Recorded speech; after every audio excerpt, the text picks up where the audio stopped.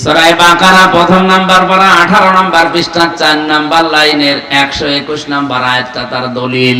আল্লাযীনা আতাইনাহুমুল কিতাবা ইয়াতলুনাহু হাক্কা তিলাওয়াতি উলাইকা ইউমিনুনা বিহি। এই শিক্ষিত মানুষ যারা তাদের বলছে এবার আল্লাযীনা আতাইনাহুমুল কিতাব, আমি যাদেরকে কোরআন দিয়েছি, কিতাব দিয়েছি, ইয়াতলুনাহু হাক্কা তিলাওয়াতি, তারা এর হক আদায় করে তেলাওয়াত করে।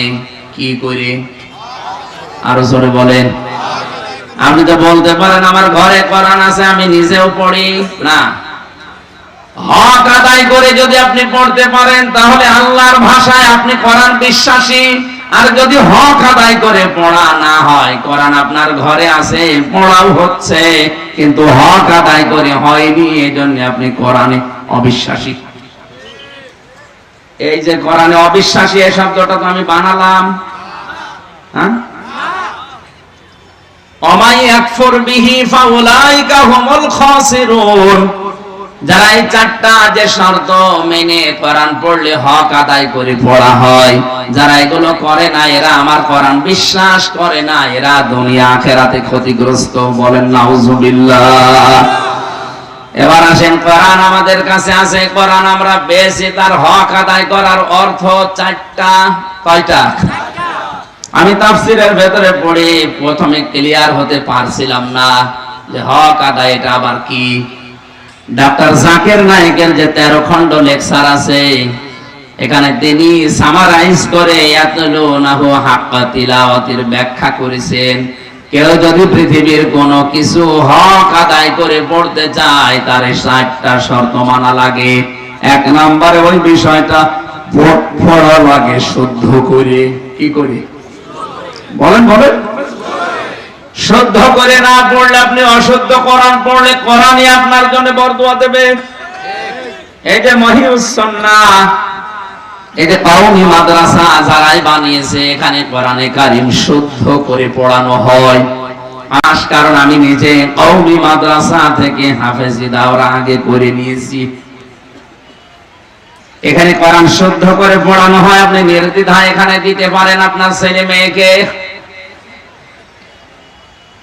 কোরআন অশুদ্ধ পড়লে কোথা থেকে কোথায় অর্থ চলে যায় আকাশ পাতাল, আপনি টের পাচ্ছেন না। ইযা জাআ নাসরুল্লাহি ওয়াল ফাত হয়েছে? তেলাওয়াত হয়েছে? না, হয়নি। অথচ যারা বসে আছে দেখেন 30 বছর নামাজ পড়ছে, মাথা নাড়াচ্ছে, কিছু বলছে না। তার মানে মনে হচ্ছে যে আমার তেলাওয়াত হয়েছে। ইযা জাআ নাসরুল্লাহি ওয়াল ফাত হয়েছে? হ্যাঁ, হয়নি মানে এবারটা তো হয়েছে, আগেরটা না সমস্যা ছিল না। আপনারা মনে হয় এখানে নেই, আছেন? এখানে আছেন? কি হয়েছে বলেন তো? প্রথমটাই সোয়াদের জায়গায় সিন বলেছিলাম, অর্থ হয়ে গেছে যখন আসবে ঈগল পাখি তখন আপনি বিজয় পাবেন। আর আল্লাহ বলতে চেয়েছেন, হে নবী, যখন আমার সাহায্য আসবে তখন আপনি বিজয় দেখতে পাবেন। কোথায় আল্লাহর সাহায্য আর কোথায় ঈগল? আকাশ পাতাল পাল্টিয়ে গেছে শুধু একটা অক্ষর উচ্চারণের কারণে। এক কথা বলছেন না কেন? সূরা ফাতিহা যারা পড়ে এখানে বসে বসে আলহামদুলিল্লাহি রাব্বিল আলামিন হয়েছে না? মানে হয়েছে? এবার আলহামদুলিল্লাহি রাব্বিল আলামিন হয়েছে? আগেরটা হয়েছে কেন? হামদ শব্দটা ভেতর থেকে উচ্চারণ করা লাগে, কারণ হামদ আর হাম ছোট হার বড় হাতিরে আকাশ পাতাল হয়ে যাচ্ছে। হামদ মানে প্রশংসা আর হামদ মানে ধ্বংস হওয়া। সমস্ত ধ্বংস আল্লাহর জন্য, যিনি আসমান জমিন বানিয়েছেন। আর হারাম দিলে সমস্ত প্রশংসা আল্লাহর জন্য, যিনি জগৎ সমূহের মালিক। বলেন সুবহানাল্লাহ।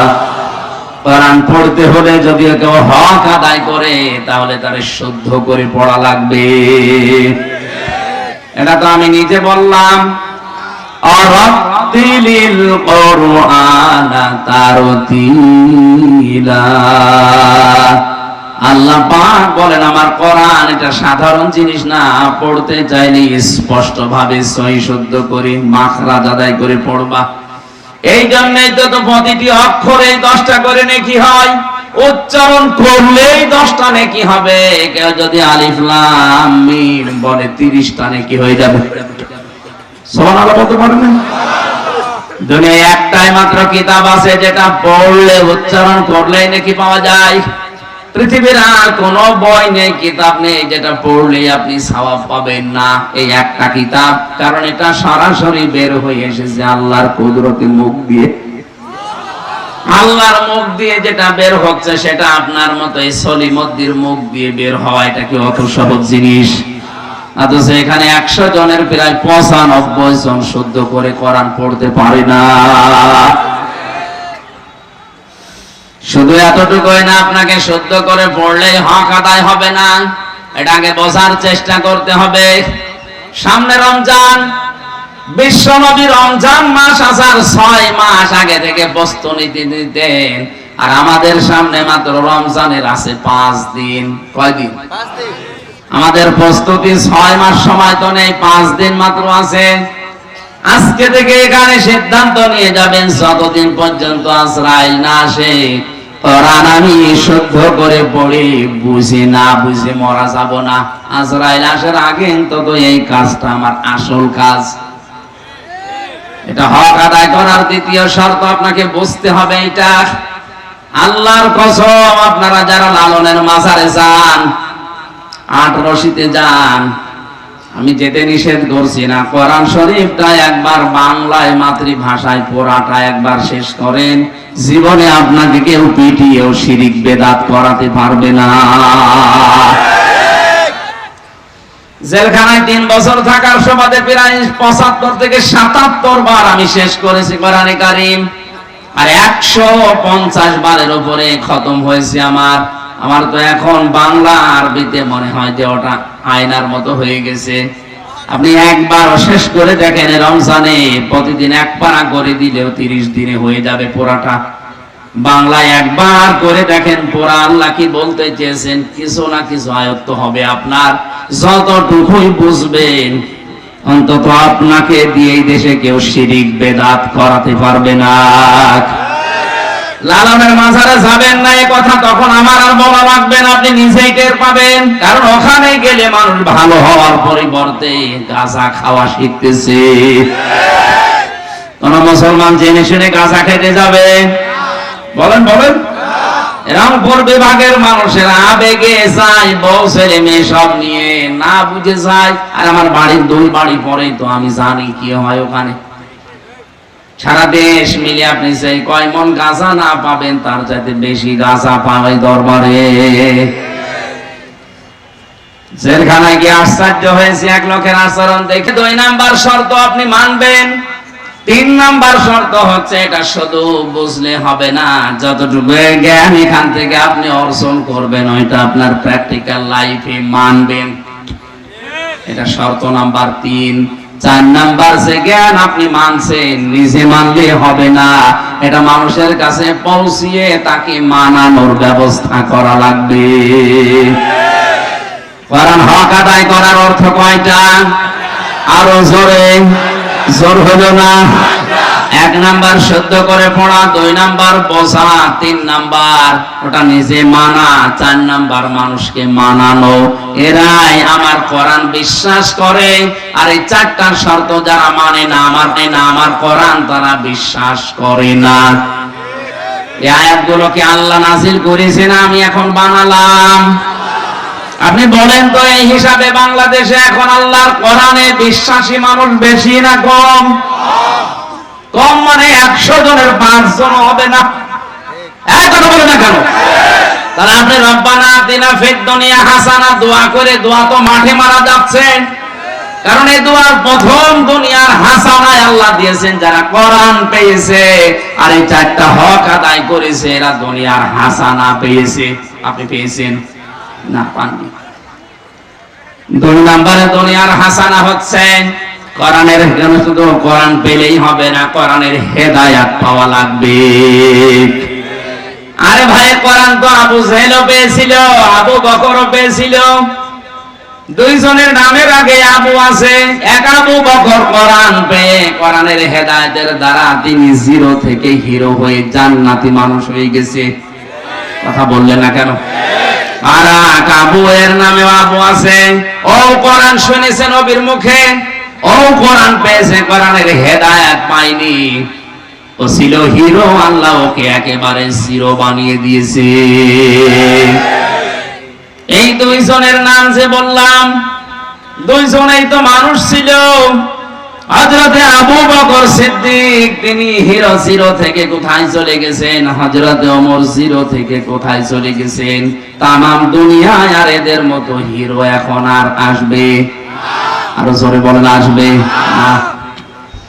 কিন্তু যে লোকটা হিরো ছিল, প্রধানমন্ত্রী ছিল দেশের, আল্লাহ তাকে এত জিরো নিতে নিচে নামিয়েছে, জিরো বানিয়ে দিয়েছে। ওর বাড়ি পর্যন্ত, বাসস্থান পর্যন্ত পায়খানা। এখন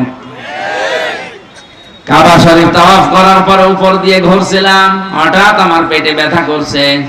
পুলিশকে ডাক দিয়ে বললাম, ভাই এতক্ষণ তো ভালো ছিলাম, হঠাৎ আমার পেটে ব্যথা করছে, কারণ কি? পুলিশ আমারে বলছে, ইয়া হাজিউল হজ্জা তাইনা বিলাদুকা। ও হাসি, দেশ কোথায়? জি তুমি বাংলাদেশ। বাংলাদেশ থেকে এসেছি। আমারে বলে, হাসি আপনি জানেন না এটা কোন জায়গা? না তো। আবু জাহেলের বাড়ি। আপনি এখনো পায়খানা না করে দাঁড়িয়ে আছেন, তাড়াতাড়ি করেন। পায়খানা করে দেখি আমার পেটের ব্যথা ভালো হয়ে গেছে। আল্লাহ আমাকে জানাতে চায়, হামজা এত টাকা খরচ করে সে বাংলাদেশ থেকে আসলে, আরে শয়তানের মুখে পায়খানা না করে চলে যাবা, তাড়াতাড়ি করো। কি বানিয়েছে তাকে? আপনিও সারা জীবন রব্বানা আতিনা ফিদ দুনিয়া হাসানা দোয়া করে চলছেন, আপনি কোরআনের হেদায়েত এখনো পাননি, কারণ কোরআনের হেদায়েত পেলে আপনার জীবন পাল্টিয়ে যেত। যারা কোরআনের হেদায়েত পায় তারা কোরআনকে সামনে রাখে, যারা কোরআনের হেদায়েত পায় না ওরা কোরআনকে পেছনে রাখে। আজ আমরা কোরআনকে সামনে রেখে চলতে পারি না। আমাদের পরিবারে আজ কোরআনে কারিম নেই, সমাজে নেই, রাষ্ট্রে নেই, সংসদে নেই, সব পেছনে। সব কি? এই কথা বলেন, সব কি? فقال الرسول يا ربي إن قوم اتخذوا هذا القرآن مهجورا। আল্লাহ পাক বলেন, কিয়ামতে নবী নিজে কোরআন হাতে নিয়ে আমার সামনে মামলা দেবে। রব্বুল আলামিন দাঁড়ান, আমি কোরআন রেখে এসেছিলাম এদের কাছে, সামনে না রেখে এরা পেছনে রেখে দিয়েছে। পেছনে রাখার অর্থ হলো এই কোরআনকে এরা গুরুত্ব দেয়নি, দাম দেয়নি, অনর্থক মাহজুরা, নিরর্থক জিনিস ভেবে পেছনে ফেলে রেখেছে, শুধু সমা দিয়ে তাকের উপরে রেখে দিত। অথচ এর ভেতরে বর্ণিত যে বিধান আছে একটাও এর জীবনে ছিল না। আমি আজ তোমার দরবারে কোরআন হাতে নিয়ে এদের বিরুদ্ধে মামলা দিলাম। রংপুরবাসী সত্যি করে বলেন, নবীজি যদি নিজে মামলা দায়ের করে, আরে আসামি যদি আমরা কেউ হয়ে যাই, জান্নাত আপনার কোন বাবা নিয়ে যাবে বলেন? এই জন্য কোরআন শুধু জমা খাওয়া না, শুধু তেলাওয়াত করা না, এখান থেকে হেদায়েত নেওয়া লাগবে। এক কথা বলেন, কোরআন থেকে যদি কেউ হেদায়েত নিতে না পারে, সে যেন বিশ্বাস করে নেয় সে জাহান্নামে যাওয়ার জন্যই তৈরি হয়েছে। গিরিশচন্দ্র সেন বেটা বাড়ি ওর নরসিংদী, হিন্দু মানুষ, পুরা কোরআন শরীফ পড়েছে, লিখেছে, বুঝেছে, অথচ কোরআন থেকে হেদায়েত নেয়নি। এই জন্য তাকে পুড়িয়ে ফেলেছে, জানাজা দেয়নি। কথা বলে না কেন? আপনিও যদি কোরআন পড়েন, বোঝেন, লেখেন, শোনেন, কিন্তু কোরআন থেকে হেদায়েত যেটা নেওয়া দরকার, পথ নির্দেশিকা নেওয়া দরকার, সামনে রমজান মাস, এই মাসে আল্লাহ কোরআন নাযিল করে জানিয়েছেন এইটা শাহরু রমাদান আল্লাযী উনজিলা ফীহিল কুরআন হুদাল লিন-নাসি ওয়া বায়্যিনাতিম মিনাল হুদা ওয়াল ফুরকান। আল্লাহ পাক বলেন এই সে রমজান মাস, যে মাসে আমি কোরআন নাযিল করেছি। কেন জানো? স্পষ্ট দলিল আর প্রমাণ দিয়ে হক বাতিল পার্থক্য করার জন্য। সুতরাং রমজান মাস আমাদের সামনে আর 4-5 দিন আছে, কোরআনও আমাদের সামনে আসে। হক আর বাতিল পার্থক্য করে যদি বাকি জীবনটা আপনি চালাতে না পারেন, আপনি বিশ্বাস করে নিতে পারেন আপনি জাহান্নামের জন্য তৈরি হয়েছেন। এত শক্ত কথা আমি বলতাম না। কোরআন আল্লাহ এই ফ্রজ দিয়ে, এই ডোজ দিয়ে, এরকম আওয়াজ দিয়ে এই কথা বলেছেন, এই জন্য বললাম। আল ফুরকান শব্দ এমনি দেয়নি। হক আর বাতিল যদি এখনো পার্থক্য করে বাকি জীবন চালাতে না পারেন, তে আপনি আর গরু বা কুকুর সমান। আল্লাহ হেফাজত করুন, বলেন আমিন। ফিদ দুনিয়া হাসানা কেউ যদি বলে আমার মোনাজাত কবুল হয়েছে, তাহলে সে কোরআন থেকে হেদায়েত নেবে। কোন জায়গা থেকে? 3 নম্বরে দুনিয়ার হাসানা, পরিশ্রম করতে পারা দুনিয়ার হাসানা। আজ আমরা অনেকে কাজ করে খেতে চাই না। পৃথিবীর কোন নবীর দিকে তাকাবেন আপনি, তাকান, প্রতিটি নবী দুনিয়ায় কাজ করে খেয়েছে।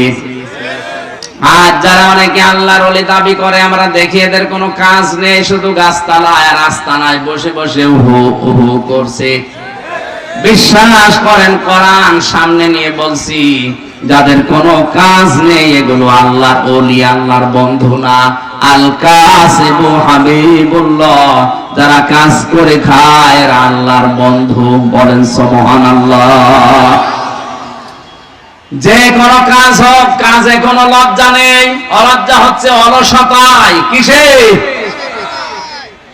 নামাজ শেষ হয়ে গেলেই মসজিদে ফরজ নামাজের পরে সুন্নত নফল পড়া ঠিক না।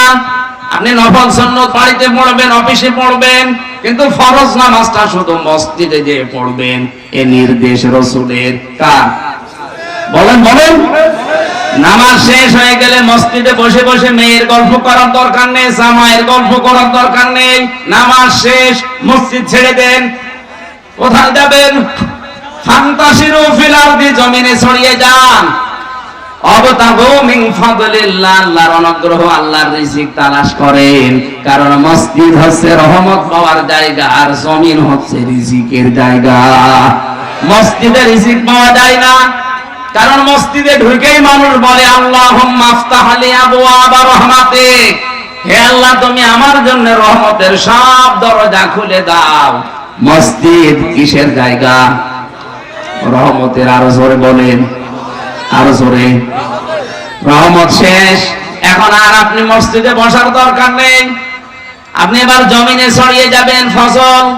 আল্লাহুম্মা ইন্নী আসআলুকা মিন ফাদলিক, হে আল্লাহ আমি তোমার কাছে রিজিক চাই, ফসল চাই। এখানে ফসল মানে রিজিক, ফসল মানে কি? সুতরাং মসজিদে এখন আর বসে থাকবেন না, আপনি ছড়িয়ে যাবেন জমিনে।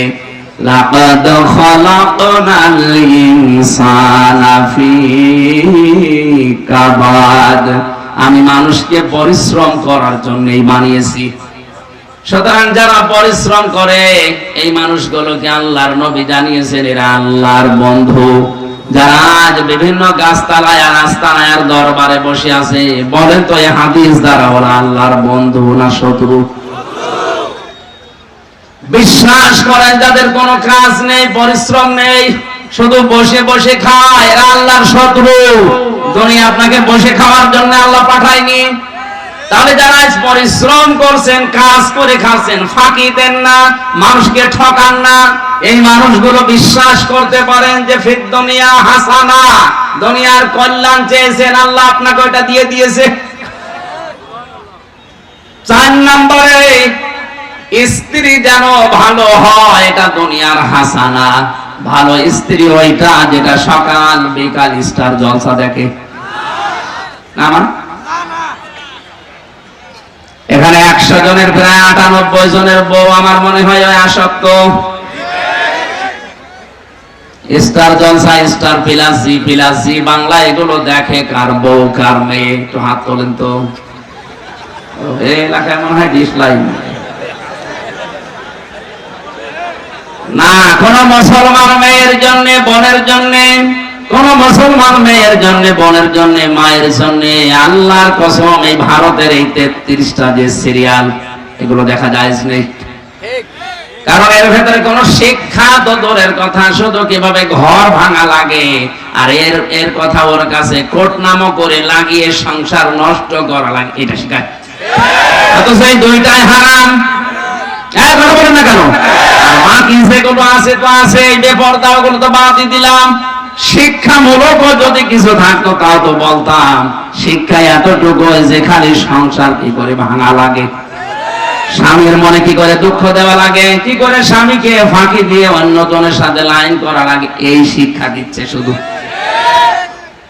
আজকে থেকে মেয়েরা, যেহেতু সামনে রমজান মাস, আজকে এই মাহফিলে আপনি এসে একটা ভালো কাজ করেন, তাওবা করে যান, যতদিন জীবনে বেঁচে আছি ভারতের কোন সিরিয়াল দেখবো না। রাজি আছেন আপনি? দেখেন, আপনারা দেখেন, আমি জানি একটু সময় পাবেন, কখন দেখবেন। দেখেন তো ওরা বাড়িতে বসে বসে কি করবে, কোরআন শরীফ পড়তে পারেন না, সূরা ইউসুফটা, তাই ইউসুফের মতো একটা সন্তান আল্লাহ আপনাকে দিত। সূরা মরিয়ম পড়তে পারেন না, সূরা মরিয়ম পড়লে মরিয়ম আলাইহিস সালামের মতো এরকম চরিত্রবান একটা মেয়ে আপনাকে আল্লাহ উপহার দিত। সূরা মরিয়মের ভেতরে প্রায় 9টা গুণ আছে হযরতে মরিয়ম আলাইহিস সালামের। আপনার পেটে যে সন্তান আছে, ওই পেটে সন্তানের ভেতরে এই 9টা গুণ আল্লাহ দিত যদি পেটে সন্তান নিয়ে সূরা মরিয়ম পড়তেন। অনেকেই দোয়া করে বলে, হুজুর ছেলে মেয়ে যেন আব্দুল কাদের জেলানী আর মা ফাতেমার মতো হয়, দোয়া করেন। এমনি হবে? আব্দুল কাদের জেলানী যে মায়ের পেটে এসেছে, ওই মায়ের দিকে তাকান, তার পেট কত সংরক্ষণ ছিল। এত বড় আল্লাহওয়ালা মেয়ে মানুষের পরেও আব্দুল কাদের জেলানী মাঝে মাঝে বলতো, মা তুমি আমাকে পেটে রাখা অবস্থায় কোন হারাম কাজ করিছো? মা বলে, কি বললি? বলতাম না, কারণ আমি যা পড়ি আমার মনে থাকতে চাই। মনে হয় তুমি আমাকে পেটে নিয়ে কোন হারাম কাজ করিছো, বলো দেখি কি করিছো। মা বলে, বাবা আব্দুল কাদের, তোর পেটে রাখা অবস্থায় কোন হারাম কাজ করেছি বলে আমার মনে পড়ে না, তবে একটা কথা আমার মনে আছে। ভালো করে শুনবেন, এখানে শিক্ষা আছে। সম্মানিত মা বোনেরা, সন্তান যাদের পেটে আছে তাদের জন্য এটা আরো জরুরি। আমার পেটে যখন তোর বয়স 9 মাস, তোকে আমি নিয়ে বেড়াতে গিয়েছিলাম পেটে নিয়ে তোর নানির বাড়িতে। উঠানের উপরে আচার শোকাতে দিয়েছে রোদে, আমি খেয়ে ফেলেছিলাম। পরে দেখি খোঁজ নিয়ে ওটা তোর নানির না, পাশের বাড়ির একজন দিয়ে গেছে। ও বাবা আব্দুল কাদের, মানুষের জিনিস তোরে পেটে রাখা অবস্থায় না বলে খেয়েছি, এই প্রভাব মনে হয় তোর মেধার উপরে পড়েছে, এই কারণেই তোর পড়া মনে থাকতে চায় না। দিনাজপুরবাসী কি মনে হয় আপনার? আসলে আব্দুল কাদের জেলানীর কাহিনী বলেন, কাহিনী শুনতে এসেছেন, এইটা আসল কাহিনী। মানুষের জিনিস সন্তান পেটে রেখে না বলে খাওয়ার কারণে ওই প্রভাব যদি সন্তানের মেধার উপরে পড়ে, আজ আমাদেরকে যারা পেটে নেয় ওরা কত কিছু না বলে খেয়ে হজম করে ফেলছে। ছেলে মেয়ে এমনি আব্দুল কাদের জেলানীর মতো হবে? তারপরও কত সুন্দর সন্তান তিনি জন্ম দিয়েছিলেন। এই মা মাত্র 5.5 বছর বয়স ছেলেটাকে নিয়ে গেছে মাদ্রাসায়। ওস্তাদ ডাক দিয়ে বলে, আব্দুল কাদের বলো দেখি আলিফ। হযরতে আব্দুল কাদের বলে, হুজুর আলিফের মানে কি? আলিফের মানে কি এটা আমি জানি না। আর আলিফের মানে আপনি জানেন না, আপনার কাছে আমি পড়বো না, কারণ যে জিনিসের অর্থ হয় না ও জিনিস আমি পড়ি না। ওস্তাদ বলে, বাবাজি তুমি কি জানো আলিফের মানে? হ্যাঁ, আমার মায়ের কাছ থেকে শুনেছি। কি শুনেছো বলো? তিনি পরিচয় দিলেন আরেক দিয়ে আল্লাহর, আল্লাহু লা ইলাহা ইল্লা হুয়াল হাইয়ুল কাইয়্যুম। তিনি তেলাওয়াত করে আল্লাহর 10টা ক্ষমতার কথা তুলে ধরলেন এই আয়াত দিয়ে। তেলাওয়াত করতে করতে ওস্তাদকে 18 পারা পর্যন্ত তিনি শুনিয়েছেন। ওস্তাদ কান্না আরম্ভ করেছে। জিজ্ঞাসা করে, মা আপনার এই ছেলেটাকে মনে হয় কোন মাদ্রাসায় পড়িয়েছেন, এখন নিয়ে এসেছেন আমার কাছে পরীক্ষা করার জন্য। মা বলে, না, এই প্রথম নিয়ে আসলাম আপনার কাছে। ওস্তাদ বলে, মা আপনার এই ছেলেটার তো প্রায় 18 পারা কোরআন আয়ত্ত হয়ে গেছে। মা আমার কান্না আরম্ভ করলেন। ওস্তাদ বলে, আপনি কাঁদেন কেন? আপনার তো কপাল ভালো, খুশির বিষয়। বলে, না হুজুর, আমি কাঁদি এই কারণে, আমার আব্দুল কাদের যখন আমার পেটে ছিল প্রতিনিয়ত আমি কোরআন পড়তাম, ঘর ঝাড়ু দিয়েছি আমার মুখে আল্লাহর কোরআন, থালা বাসন ধুয়েছি আমার মুখে আল্লাহর কোরআন, রান্না বান্না করতাম আমার মুখে আমার আল্লাহর কোরআন থাকতো। এই সন্তানটা জন্ম নেওয়ার পর ফজরের নামাজ আদায় করে আমি একে পাশে বসিয়ে যখন তেলাওয়াত করতাম, আমার ছোট্ট সন্তান আমার মুখের দিকে তাকিয়ে মুখ মিলাতো। আমার আফসোস হয় জানলে আমি যদি আর একটু কষ্ট করে প্রতিনিয়ত কোরআনটা পুরা পড়তাম, আমার এতটুকু সন্তান 30 পারা কোরআনের হাফিজ হয়ে যেত। এমনি এমনি আল্লাহ সন্তান মায়ের পেটে দেয় না। এখানে বউ যেন ভালো হয়, এটা দুনিয়ার হাসানা, দুনিয়ার কল্যাণ। আজ আমাদের বউ ভালো কিনা বিশ্ব নবী জানিয়েছেন, যে লোকটা মহিলা মারা যাবে, ওর লাশ থেকে যদি স্বামী মন থেকে বলতে পারে দুনিয়ার মানুষেরা আমার বউ কিন্তু আসলেই ভালো, আমার আল্লাহ পাক ওই মহিলাকে মাফ করে দেবে।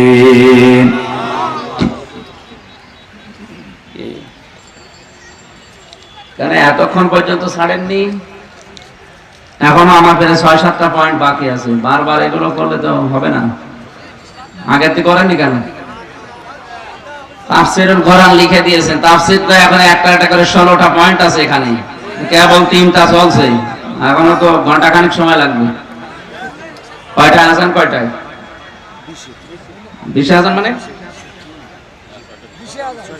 ও মাগরিব, আমি তো এশার আজান ধরে রেখেছি।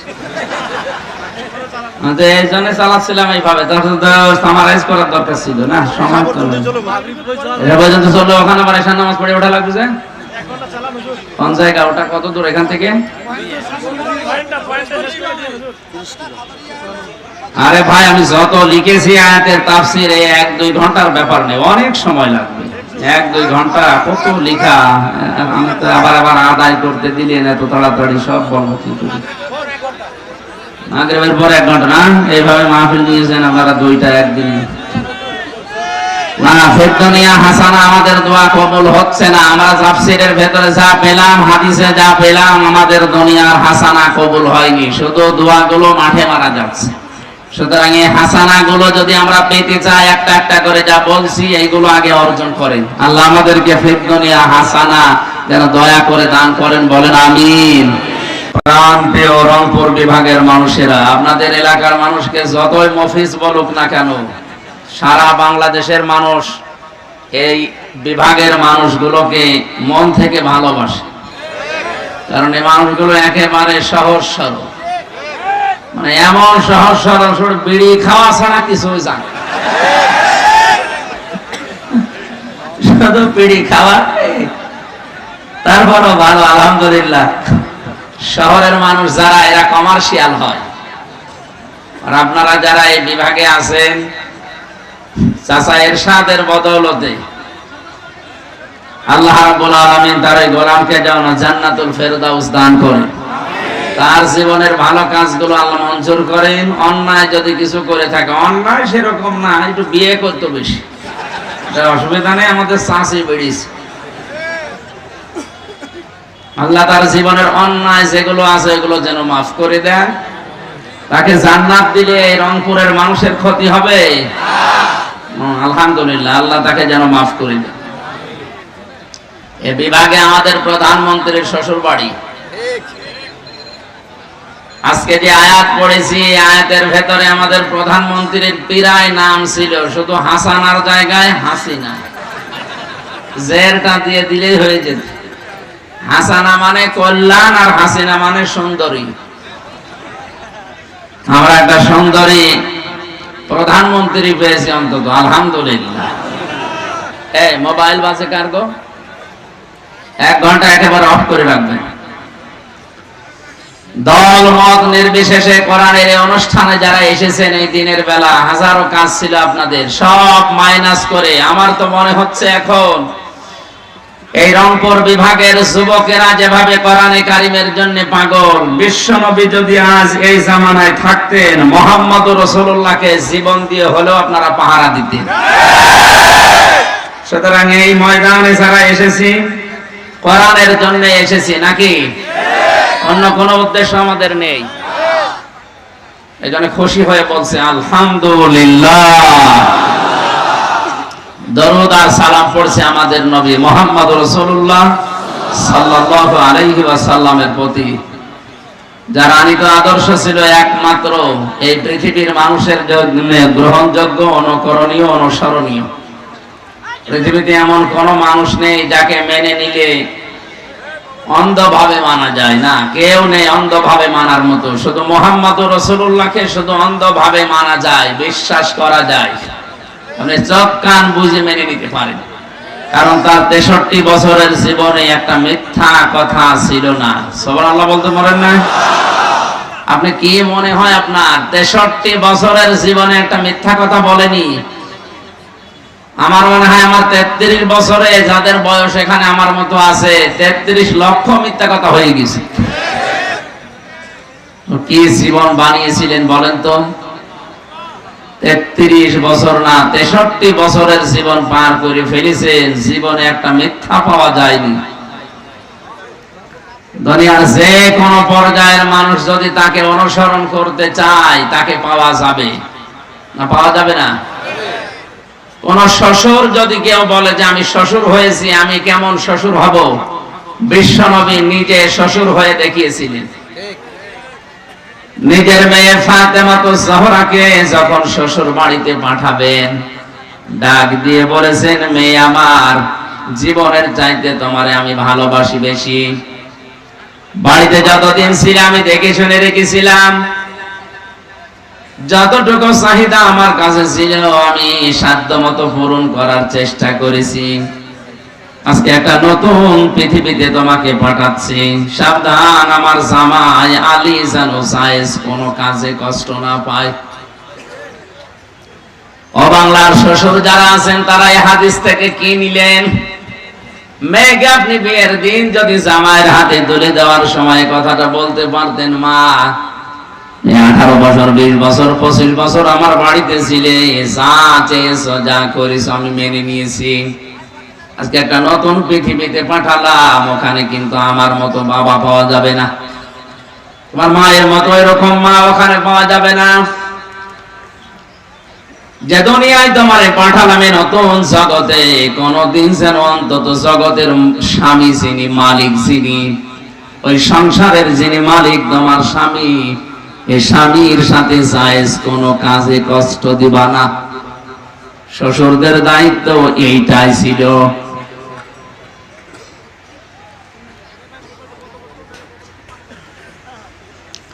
বাংলাদেশে তাহলে সংসার ভাঙা অনেক কমেছে তো। আরো মেয়ে তুলে দেওয়ার সময় বলে, মা তোর কোনো চিন্তা নেই, বেশি ঝামেলা দেখলে চলে আসবি, তোর অন্য জামাই ধরাবো। আপনি এক মেয়ে কয় জায়গায় বিয়ে দেবেন? নবীজিকে পারতেন না তার মেয়েকে 14 জায়গায় বিয়ে দিতে আপনার মতো? তার মেয়েকে বিয়ে করার জন্য মক্কায় ওই সময় লাইন দিয়েছিল অনেকেই, কিন্তু তিনি রাজি হননি। এমন একটা ছেলে দেখে তিনি বিয়ে দিয়েছিলেন।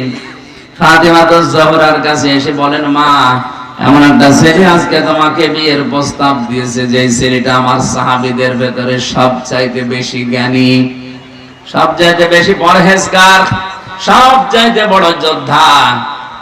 ফাতেমাতুজ জাহরা তিনি জ্ঞানী ছিলেন, বুদ্ধিমতী ছিলেন। চিন্তা করলেন জামাইয়ের নাম বলার আগে আমার বাবা এত প্রশংসা করে কার? আমি বুঝে ফেলেছি আমার বাবা মনে হয় আলীকে আমার জন্য চয়েস করেছে।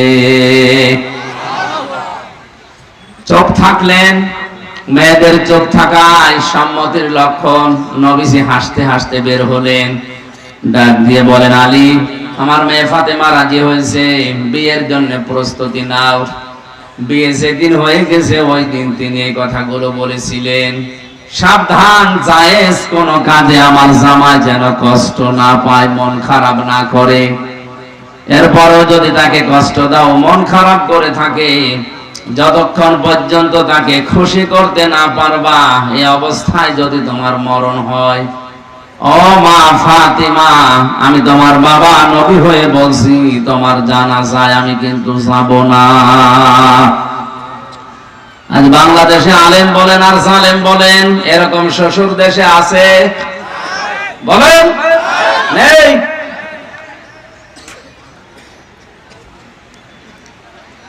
মেয়েকে আপনি সাহস দিয়ে তার সংসারটা জাহান্নাম বানাচ্ছেন। কারণ যেই পরিবারে যেই মেয়েটা স্বামীর উপরে উপরে চলে, ওই পরিবার আর শান্তি থাকে না। কেন বলেন তো? কোরআন কারীম জানিয়েছে, রিজালু কাওয়ামুনা আলান নিসা বিমা ফাদ্দালাল্লাহু বা'দাহুম আলা বা'দ ওয়া বিমা আনফাকু মিন আমওয়ালিহিম। সূরা নিসার 34 নম্বর আয়াতের প্রথম অংশে আছে, আল্লাহ পাক বলেন, আমি পুরুষদেরকে বানিয়েছি অভিভাবক, গাইডলাইন দাতা, সে গাইড দেবে। আপনার মেয়েই যদি জামাইকে গাইড দেয়, তাহলে তো আয়াত পুরো উল্টিয়ে যায়। আপনি আল্লাহর আয়াতকে উল্টিয়ে আপনার মেয়েকে শান্তিতে রাখতে পারবেন? এক কথা বলেন না কেন? এই জন্য আজ অধিকাংশ পরিবারে শান্তি নেই। বাবা আর মা মনে করে আমার মেয়ে যদি ছোট হয়ে থাকে মনে হয় কষ্টে থাকবে। কে বলেছে আপনাকে? নবীজি পারতেন না তার মেয়েকে উপরে আরো তুলে দিতে? এত বড় কঠিন কথা বললেন না, যদি আমার জামাই রাগ করে থাকে আর ওই অবস্থায় যদি তোমার মরণ হয়, আমি তোমার বাবা নবী হয়ে বলছি, তোমার জানাজায় কিন্তু আমি যাব না। ওই মেয়ে আর সাহস পাবে? কত শাশুড়ি এই ময়দানে বসে আছে,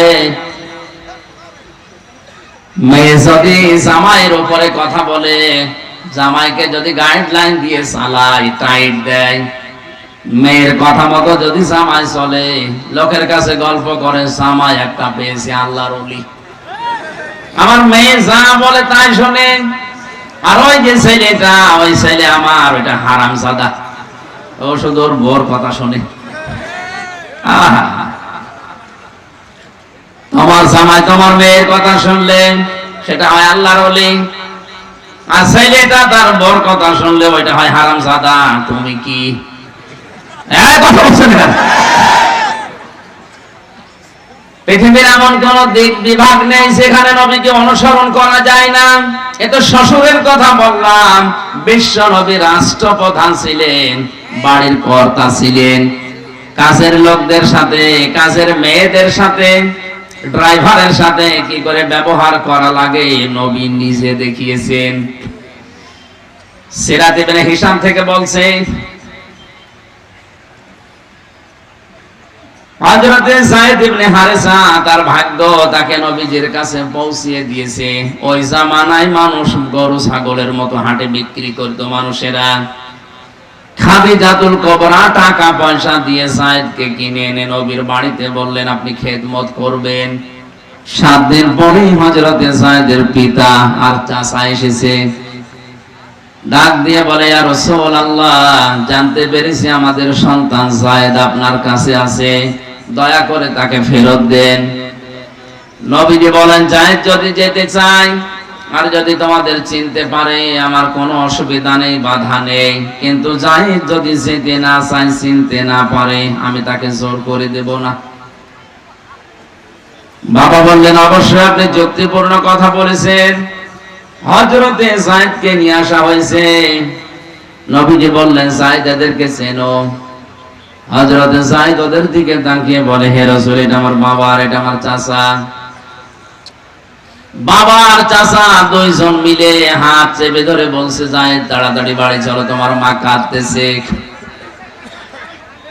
বাড়িতে সম্পদ আছে সব তোমাকে দিয়ে দেব। হযরতে সাইদ ওই সময় যে কথা বলেছিলেন, আজ আমাদের বাড়িতে যারা কাজ করে, দোকানে যারা কর্মচারী আছে, যারা ড্রাইভার, যারা অধীনস্থ আছে, সত্যি এরা যদি আপনার সম্পর্কে কথা বলতে পারে, আপনি বুঝবেন যে আপনি ভালো মানুষ। আর যদি উল্টা পাল্টা বলে, আপনি যতই নামাজ পড়েন, যতই রোজা রাখেন, বড় বড় দাড়ি রাখেন, বুঝবেন আপনার চরিত্রে সমস্যা আছে। হযরতে যায়েদ ওই দিন বলেছিলেন, হে আমার বাবা, হে আমার চাচা, বাড়িতে যে সম্পদ আছে ওগুলো তো দূরের কথা, তাম দুনিয়াও যদি আমার নামে লিখে দেন, এই লোকটার কাছে 7 দিন আমি আছি, যে ব্যবহার পেয়েছি তাম দুনিয়া দিলেও এই লোককে ছেড়ে দেওয়া যায় না। কি ব্যবহার পেয়েছিলেন 7 দিনে?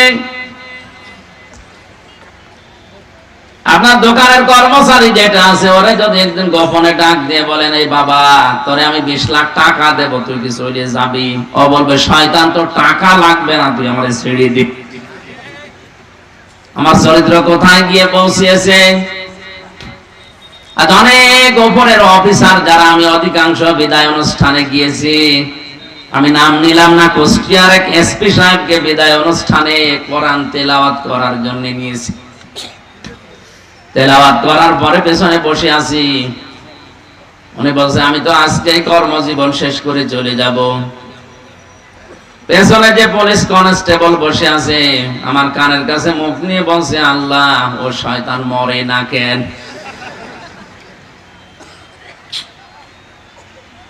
আপনি কর্মস্থল থেকে বিদায় নেওয়ার সময় তো অধীনস্থ মানুষেরা কান্নাকাটি করার কথা, আর ওরা যদি বলে আল্লাহ, ও শয়তান মরে না কেন, বুঝতে হবে আপনার আচরণ কেমন ছিল, আপনি নিজেই জানতেছেন। অধীনস্থ মানুষগুলো যদি এই কথা আপনার সম্পর্কে বলে, আল্লাহ কি বলবে, আপনি নিজেই বলেন। এজন্য কিয়ামতে যে 2 জনের সাক্ষী বেশি নেওয়া হবে, তার ভেতরে একজন হচ্ছে অধীনস্থ যারা কাজ করে খায়, 2 নম্বরে আপনার স্ত্রী। আল্লাহ আমাদের চরিত্র সংশোধন করার তৌফিক, রাসূলুল্লাহকে দেখে করার তৌফিক দেন, বলেন আমিন। আজকে একটা পরিচিত আয়াত পড়েছি, এটা আমার মনে হয় এখানে ছোট বড় নারী পুরুষ প্রায় সবার মুখস্থ আছে, অথচ এর ভেতরে কি আছে অনেকে আমরা জানি না। কাবা শরীফ তাওয়াফ করার সময় রুকনি ইয়ামিনী থেকে হজরে আসওয়াদ যে পাথর, এই জায়গাটা, এটা পার হওয়ার সময় দেখলাম লক্ষ লক্ষ হাজী সাহেবরা এটা পড়ছে। চিন্তা করলাম, এই দোয়া তো বাংলাদেশেও সবাই পড়ে, নামাজের পরেই পড়ে, রব্বানা আতিনা ফিদ দুনিয়া হাসানা, অথচ এইটা এখানেও পড়ছে। কি আছে এর ভেতরে?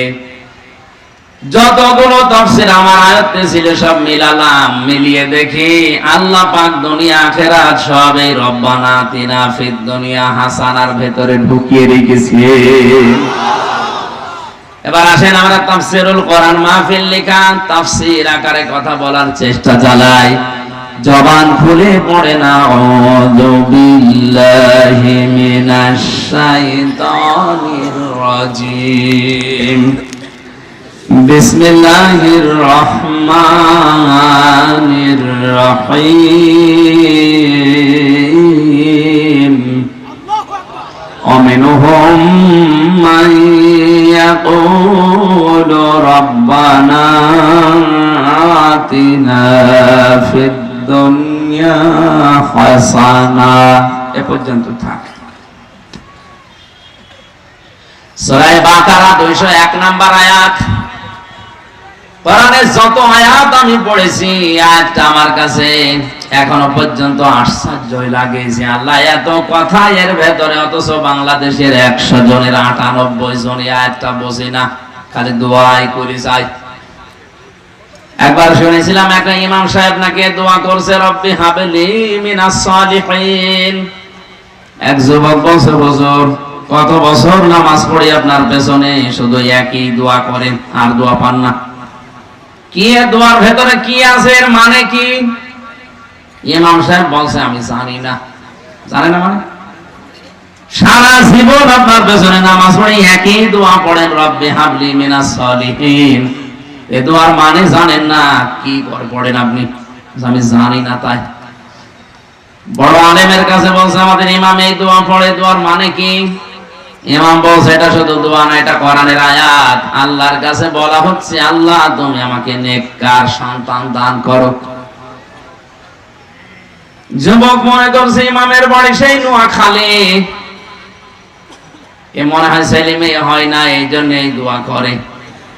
ডাক দিয়ে বলছে, মুরব্বি আপনার ছেলে মেয়ে কয়টা? 11টা। প্রতিদিন যে দোয়া পড়ে আপনি দোয়ার মানে জানেন? না, আমি আলেমের কাছে জিজ্ঞাসা করে আসলাম দোয়ার মানে আল্লাহ একটা নেককার সন্তান দাও। আপনি 11টা হয়ে গেছে, এর বড় আপনি দোয়া করেন, আপনার লজ্জা আছে? ইমাম সাহেব বলছে, বাবাজি দোয়ার মানে এই, আমি যদি আগে জানতাম তো 10 বছর আগে দোয়া বাদ দিতাম। আমি তো জানি না যে দোয়ার ভেতরে কি আছে, পড়িয়েই যায়, আল্লাহ দিয়েই যায়। আমি একটা হওয়ার পরে তো দোয়া বন্ধ করে দিতাম। আমি তো জানি না যে আসলে দোয়া কি, আমি আন্দাজে পড়ি, আল্লাহ আন্দাজে দিয়েছে। এই যে রব্বানা আতিনা ফিদ দুনিয়া পড়ছেন, আপনি কি পড়েছেন এতদিন পর্যন্ত জানেননি, অথচ আমার দৃষ্টিতে মনে হচ্ছে সব আল্লাহ এর ভেতরেই দিয়ে রেখেছেন। অমিনহুম মাইয়াকুলু রব্বানা, হে নবী দুনিয়ায় অনেক মানুষ এমন আছে তারা বলছে, বলবে। ইয়াকুলু মুসারে বর্তমান ভবিষ্যৎ, প্রেজেন্ট ফিউচার।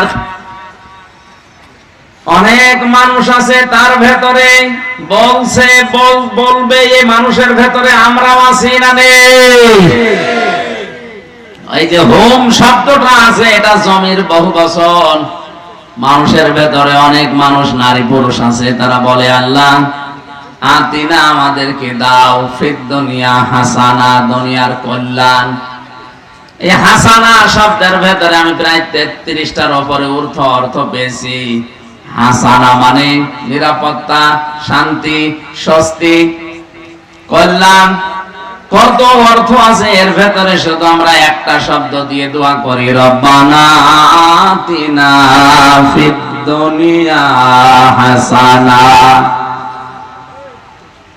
আল্লাহ পাক বলেন এই দোয়া যদি মনে করো কবুল হয়ে গেছে, তাহলে দুনিয়ার হাসানা, কল্যাণ যে তুমি চাইলে আমার কাছে, 10টা জিনিস যদি তুমি পেয়ে থাকো, তুমি বিশ্বাস করো তোমার দোয়া কবুল হয়েছে।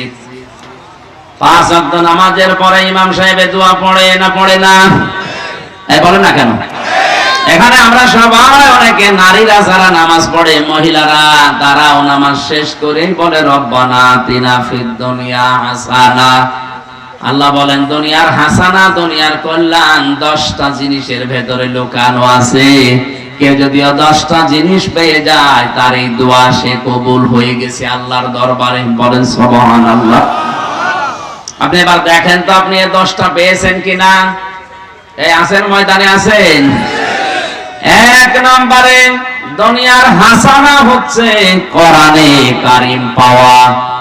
আপনি বলতে পারেন আমি কোরআন পেয়েছি, আমার ঘরে এখনো কোরআন আছে না।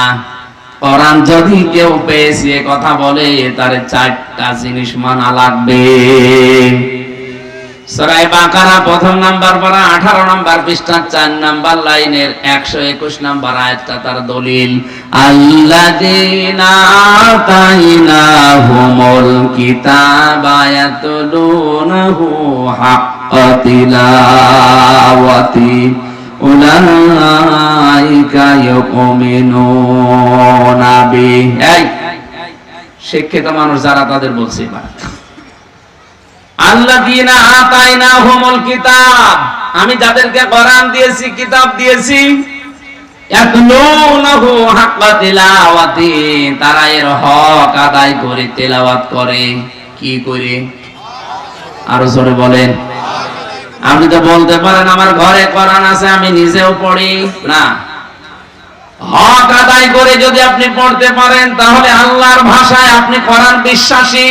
আর যদি হক আদায় করে পড়া না হয়, কোরআন আপনার ঘরে আছে, পড়াও হচ্ছে, কিন্তু হক আদায় করে হয়নি, এজন্য আপনি কোরআনে অবিশ্বাসী।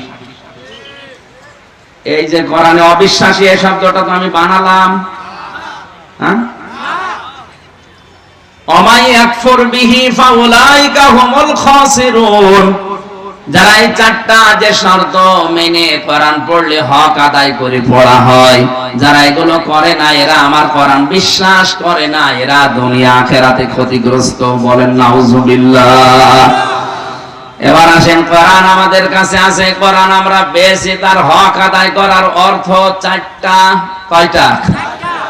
আমি তাফসীরের ভেতরে পড়ে প্রথমে ক্লিয়ার হতে পারছিলাম না যে হক আদায় এটা আবার কি। ডাক্তার জাকির নায়েকের যে 13 খণ্ড লেকচার আছে, এখানে তিনি সামারাইজ করে ইয়াতলুনাহু হাক্কা তিলাওয়াতির ব্যাখ্যা করেছেন। কেউ যদি পৃথিবীর কোনো কিছু হক আদায় করে পড়তে চায়, তার 60টা শর্ত মানা লাগে। 1 নম্বরে ওই বিষয়টা পড়া লাগে শুদ্ধ করে। কি করে? বলেন বলেন। শুদ্ধ করে না পড়লে, আপনি অশুদ্ধ কোরআন পড়লে কোরআনই আপনার জন্য বরদোয়া দেবে।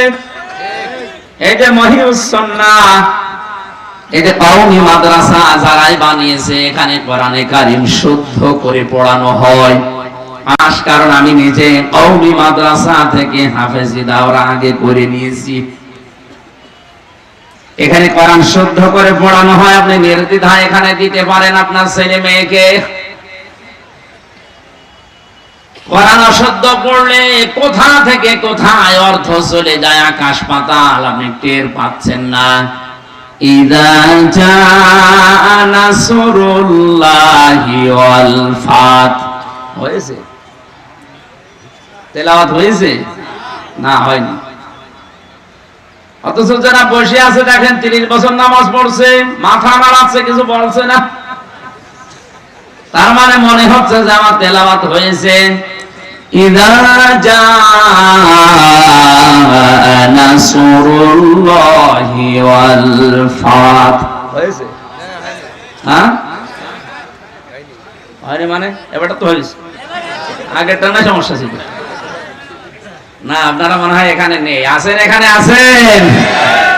কি হয়েছে বলেন তো? প্রথমটাই সোয়াদের জায়গায় সিন বলেছিলাম, অর্থ হয়ে গেছে যখন আসবে ঈগল পাখি তখন আপনি বিজয় পাবেন। আর আল্লাহ বলতে চেয়েছেন, হে নবী, যখন আমার সাহায্য আসবে তখন আপনি বিজয় দেখতে পাবেন। কোথায় আল্লাহর সাহায্য আর কোথায় ঈগল? আকাশ পাতাল পাল্টিয়ে গেছে শুধু একটা অক্ষর উচ্চারণের কারণে। এক কথা বলছেন না কেন?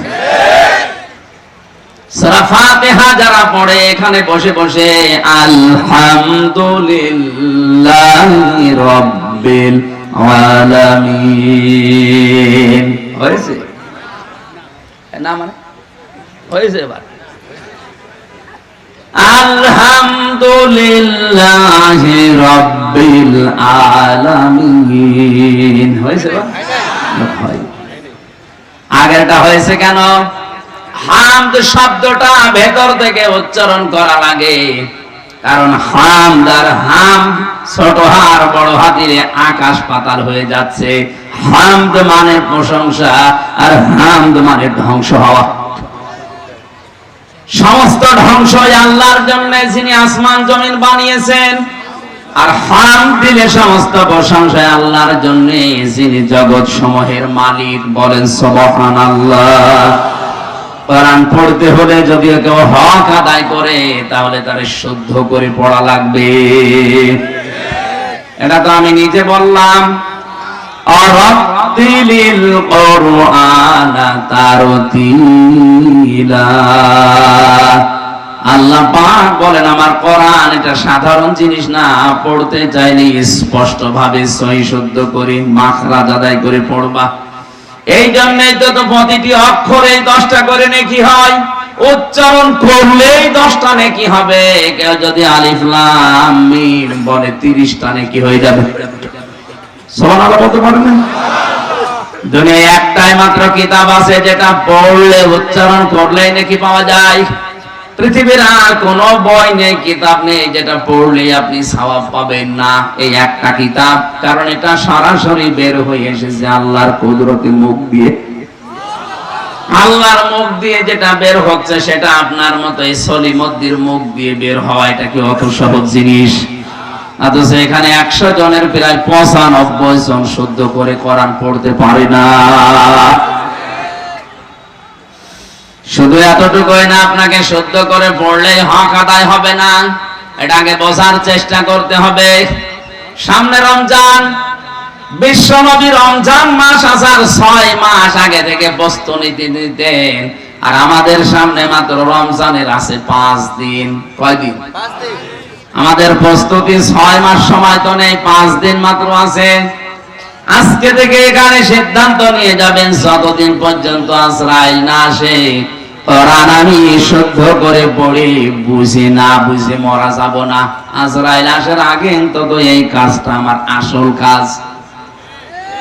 এটা হক আদায় করার দ্বিতীয় শর্ত, আপনাকে বুঝতে হবে এটা। আল্লাহর কসম, আপনারা যারা লালনের মাজারে যান, 8 রশিতে যান, আমি যেতে নিষেধ করছি না, কোরআন শরীফটা একবার বাংলায় মাতৃভাষায় পড়াটা একবার শেষ করেন, জীবনে আপনাকে কেউ পিটিয়েও শিরিক বেদাত করাতে পারবে না।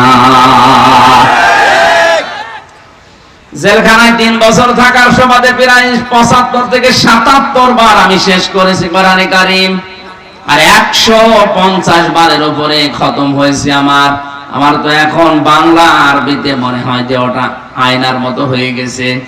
আপনি একবার শেষ করে দেখেন, রমজানে প্রতিদিন 1 পারা করে দিলেও 30 দিনে হয়ে যাবে পুরাটা। বাংলায় একবার করে দেখেন পুরা আল্লাহ কি বলতে চেয়েছেন, কিছু না কিছু আয়ত্ত হবে আপনার। যতটুকুই বুঝবেন, অন্তত আপনাকে দিয়ে এই দেশে কেউ শিরিক বেদাত করাতে পারবে না। লালনের মাজারে যাবেন না এ কথা তখন আমার আর বলা লাগবে না, আপনি নিজেই টের পাবেন। কারণ ওখানে গেলে মানুষ ভালো হওয়ার পরিবর্তে গাঁজা খাওয়া শিখতেছে। কোন মুসলমান জেনে শুনে গাঁজা খেতে যাবে? বলেন বলেন। রংপুর বিভাগের মানুষেরা আবেগে যায়, বউ ছেলে মেয়ে সব নিয়ে, না বুঝে যায়। আর আমার বাড়ির 2 বাড়ি পরেই তো আমি জানি কি হয় ওখানে। সারা দেশ মিলে আপনি সেই কয় মন গাঁজা না পাবেন, তার চাইতে বেশি গাঁজা পাওয়াই দরবারে। জেলখানায় গিয়ে আশ্চর্য হয়েছে এক লোকের আচরণ দেখে। গাঁজা খাওয়ার জন্যই পুলিশ তারে ধরে জেলে দিয়েছে। ও বেটা কোন কায়দায় যেন গাঁজার বীজ নিয়েছে, জেলের ভেতরে গাঁজা গাছ লাগিয়েছে। জেলার এসে বলছে, গাঁজা খাওয়ার জন্য পুলিশ ধরে ধরে মামলা দিয়ে দিয়েছে জেলে, আর এখানে এসে তুই গাঁজার গাছ লাগালি। মানুষ কি!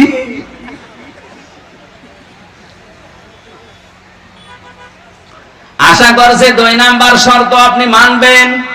3 নাম্বার শর্ত হচ্ছে এটা শুধু বুঝলে হবে না, যতটুকু জ্ঞান এখান থেকে আপনি অর্জন করবেন ওইটা আপনার প্র্যাকটিক্যাল লাইফে মানবেন। এটা শর্ত নাম্বার 3। 4 নাম্বার যে জ্ঞান আপনি মানছেন, নিজে মানলে হবে না, এটা মানুষের কাছে পৌঁছিয়ে তাকে মানানোর ব্যবস্থা করা লাগবে। কারণ হক আদায় করার অর্থ কয়টা? আরো জোরে, জোর হলো না। 1 নাম্বার শুদ্ধ করে পড়া, 2 নাম্বার বোঝা, 3 নাম্বার ওটা নিজে মানা, 4 নাম্বার মানুষকে মানানো। এরাই আমার কোরআন বিশ্বাস করে, আর এই 4টা শর্ত যারা মানে না আমার কোরআন, তারা বিশ্বাস করে না। এই আয়াতগুলোকে আল্লাহ নাযিল করেছে না আমি এখন বানালাম? আপনি বলেন তো, এই হিসাবে বাংলাদেশে এখন আল্লাহর কোরআনে বিশ্বাসী মানুষ বেশি না কম? কম মানে 100 জনের 5 জন হবে না। কথা বলে না কেন? তাহলে আপনি রব্বানা আতিনা ফিদ দুনিয়া হাসানা দোয়া করে, দোয়া তো মাঠে মারা যাচ্ছে। কারণ এই দোয়ার প্রথম দুনিয়ার হাসানায় আল্লাহ দিয়েছেন যারা কোরআন পেয়েছে, আর এই 4টা হক আদায় করেছে এরা দুনিয়ার হাসানা পেয়েছে। আপনি পেয়েছেন না? পাননি। 2 নম্বরে দুনিয়ার হাসানা হচ্ছে কোরআনের জ্ঞান শুধু কোরআন পেলেই হবে না, কোরআনের হেদায়াত পাওয়া লাগবে। আরে ভাই, কোরআন তো আবু জাহেলও পেয়েছিল, আবু বকরও পেয়েছিল। দুইজনের নামের আগে আবু আছে। এক আবু বকর কোরআন পেয়ে কোরআনের হেদায়েতের দ্বারা তিনি জিরো থেকে হিরো হয়ে জান্নাতি মানুষ হয়ে গেছে। কথা বললেন না কেন? আর এক আবু এর নামে আবু আছে, ও কোরআন শুনেছে নবীর মুখে, ও কোরআন পেয়েছে, কোরআনের হেদায়েত পায়নি, ও ছিল হিরো, আল্লাহ ওকে একেবারে জিরো বানিয়ে দিয়েছে। এই দুইজনের নাম যে বললাম, দুইজনেই তো মানুষ ছিল।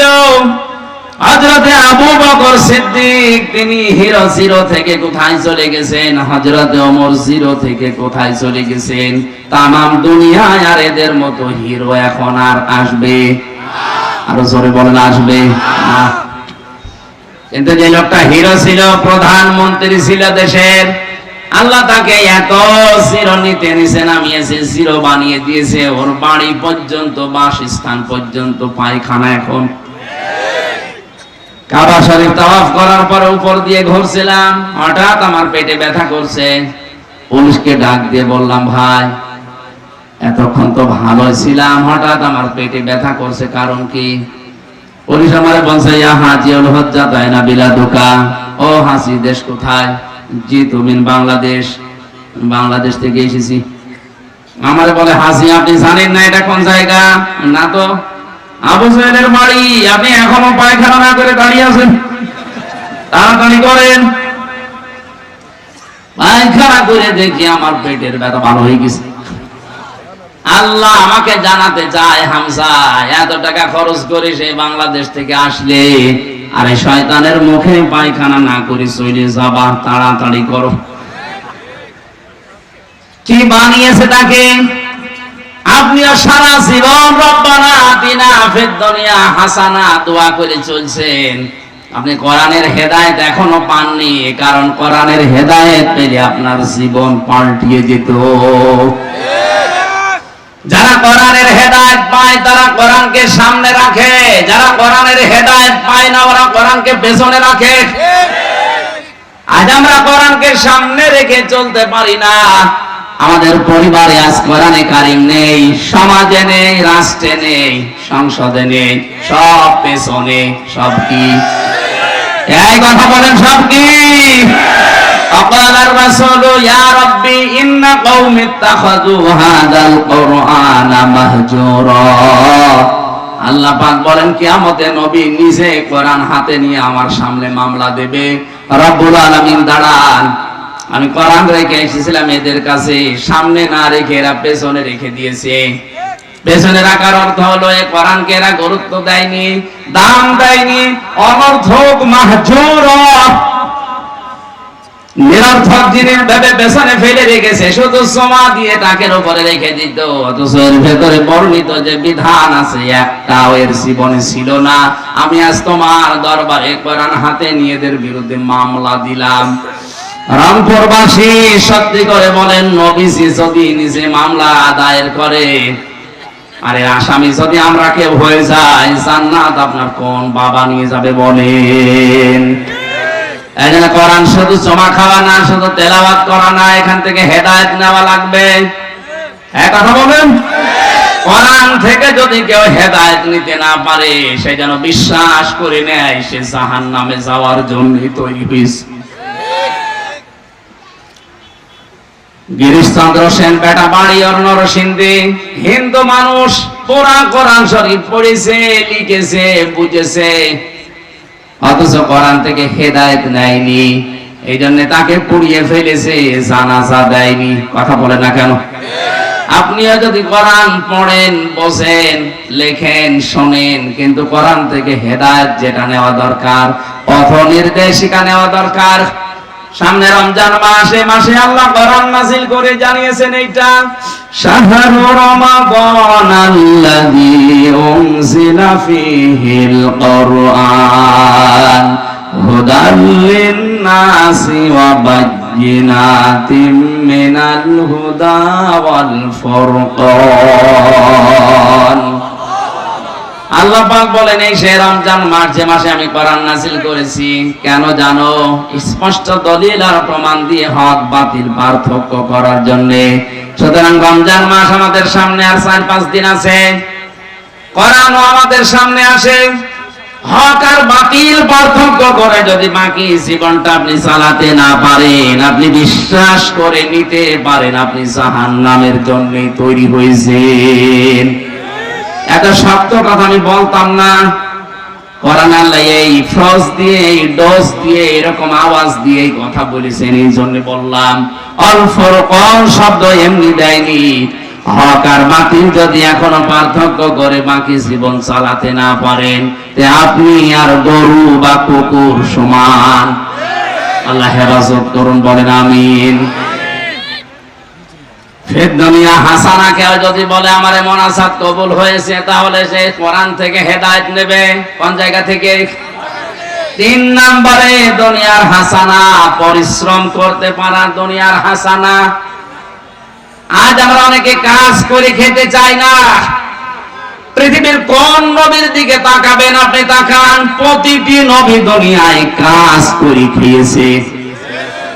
আজ যারা অনেকে আল্লাহর ওলি দাবি করে, আমরা দেখি এদের কোনো কাজ নেই, শুধু গাছতলায় আর আস্তানায় বসে বসে উহু উহু করছে। বিশ্বাস করেন, কোরআন সামনে নিয়ে বলছি, যাদের কোনো কাজ নেই এগুলো আল্লাহর ওলি, আল্লাহর বন্ধু না।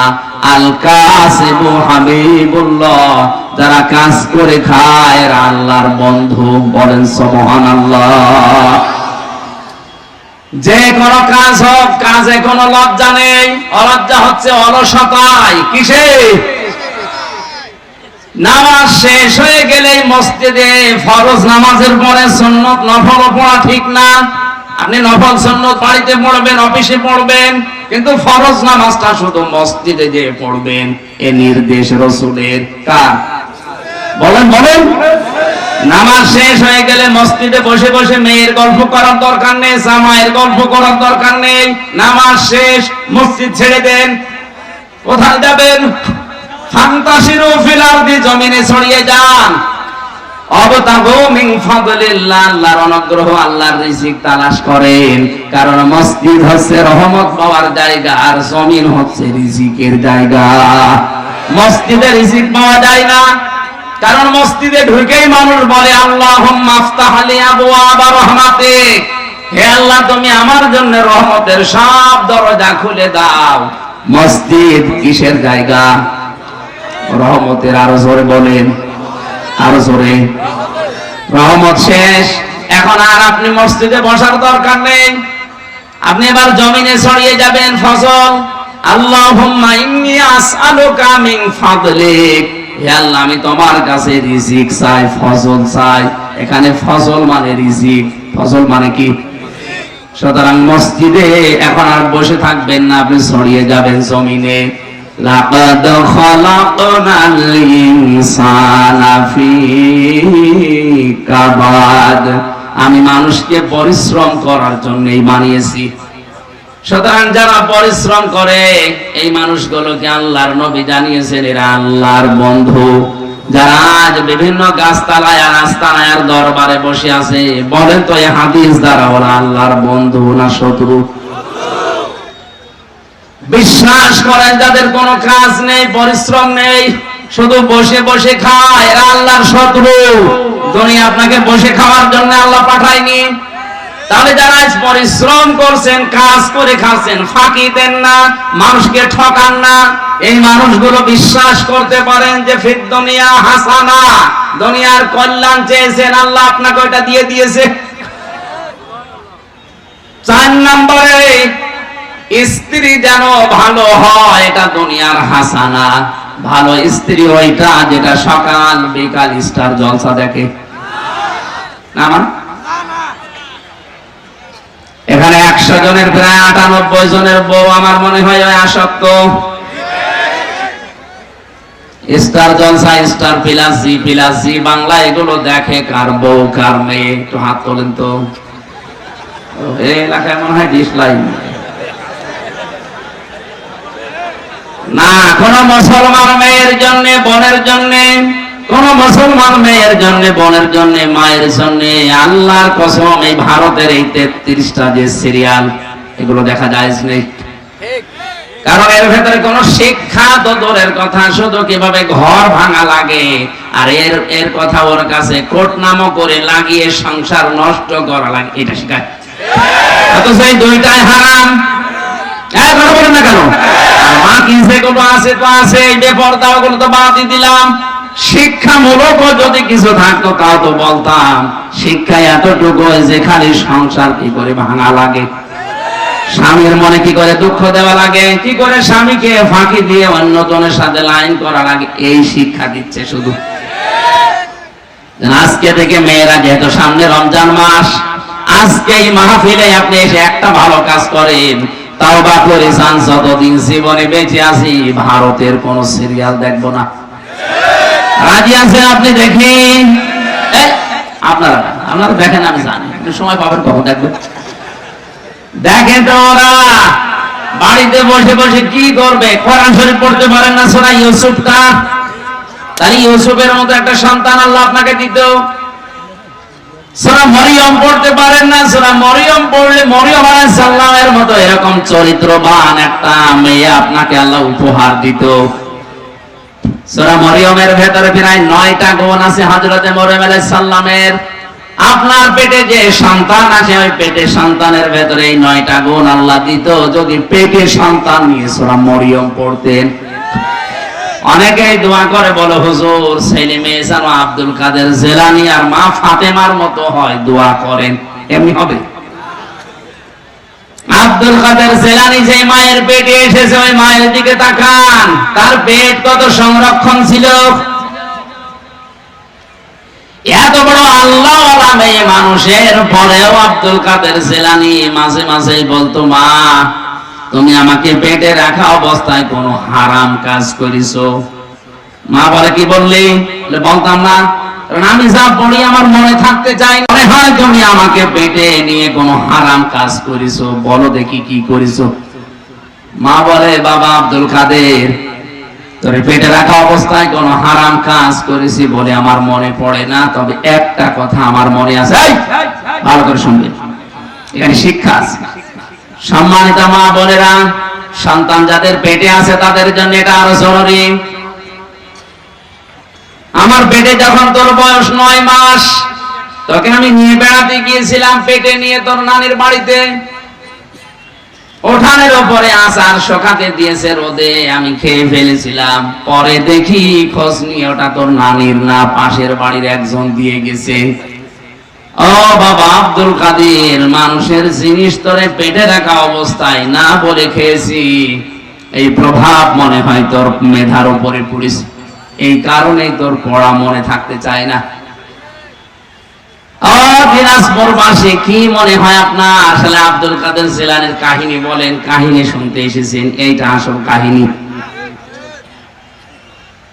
মানুষের জিনিস সন্তান পেটে রেখে না বলে খাওয়ার কারণে ওই প্রভাব যদি সন্তানের মেধার উপরে পড়ে, আজ আমাদেরকে যারা পেটে নেয় ওরা কত কিছু না বলে খেয়ে হজম করে ফেলছে। সেই মেয়ে এমনি আব্দুল কাদের জেলানীর মতো হবে? তারপরও কত সুন্দর সন্তান তিনি জন্ম দিয়েছিলেন। এই মা মাত্র 5.5 বছর বয়স ছেলেটাকে নিয়ে গেছে মাদ্রাসায়।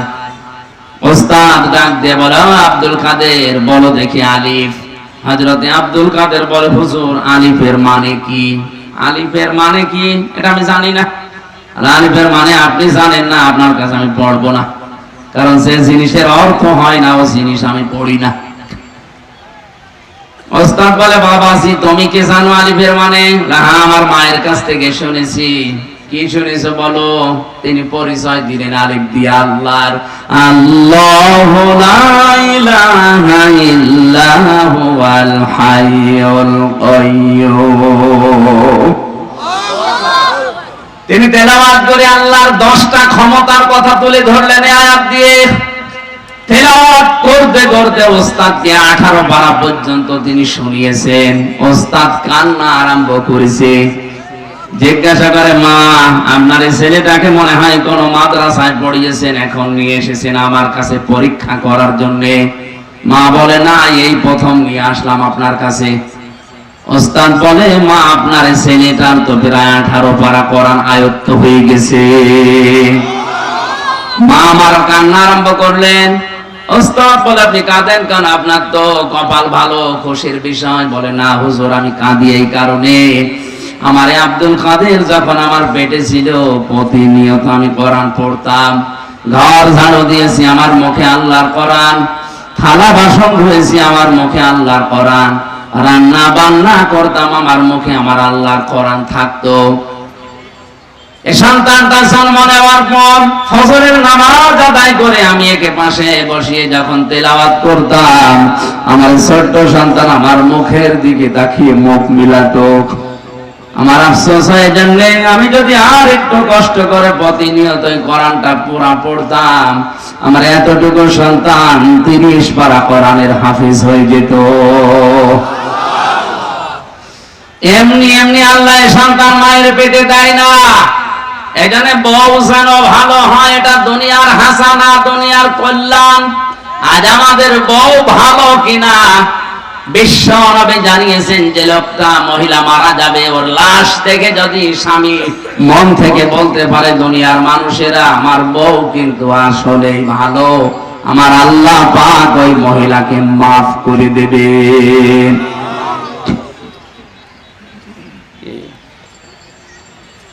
কেন এতক্ষণ পর্যন্ত ছাড়েননি? এখনো আমার ফেরে 6-7টা পয়েন্ট বাকি আছে। বারবার এগুলো করলে তো হবে না। আগে থেকে করেননি কেন?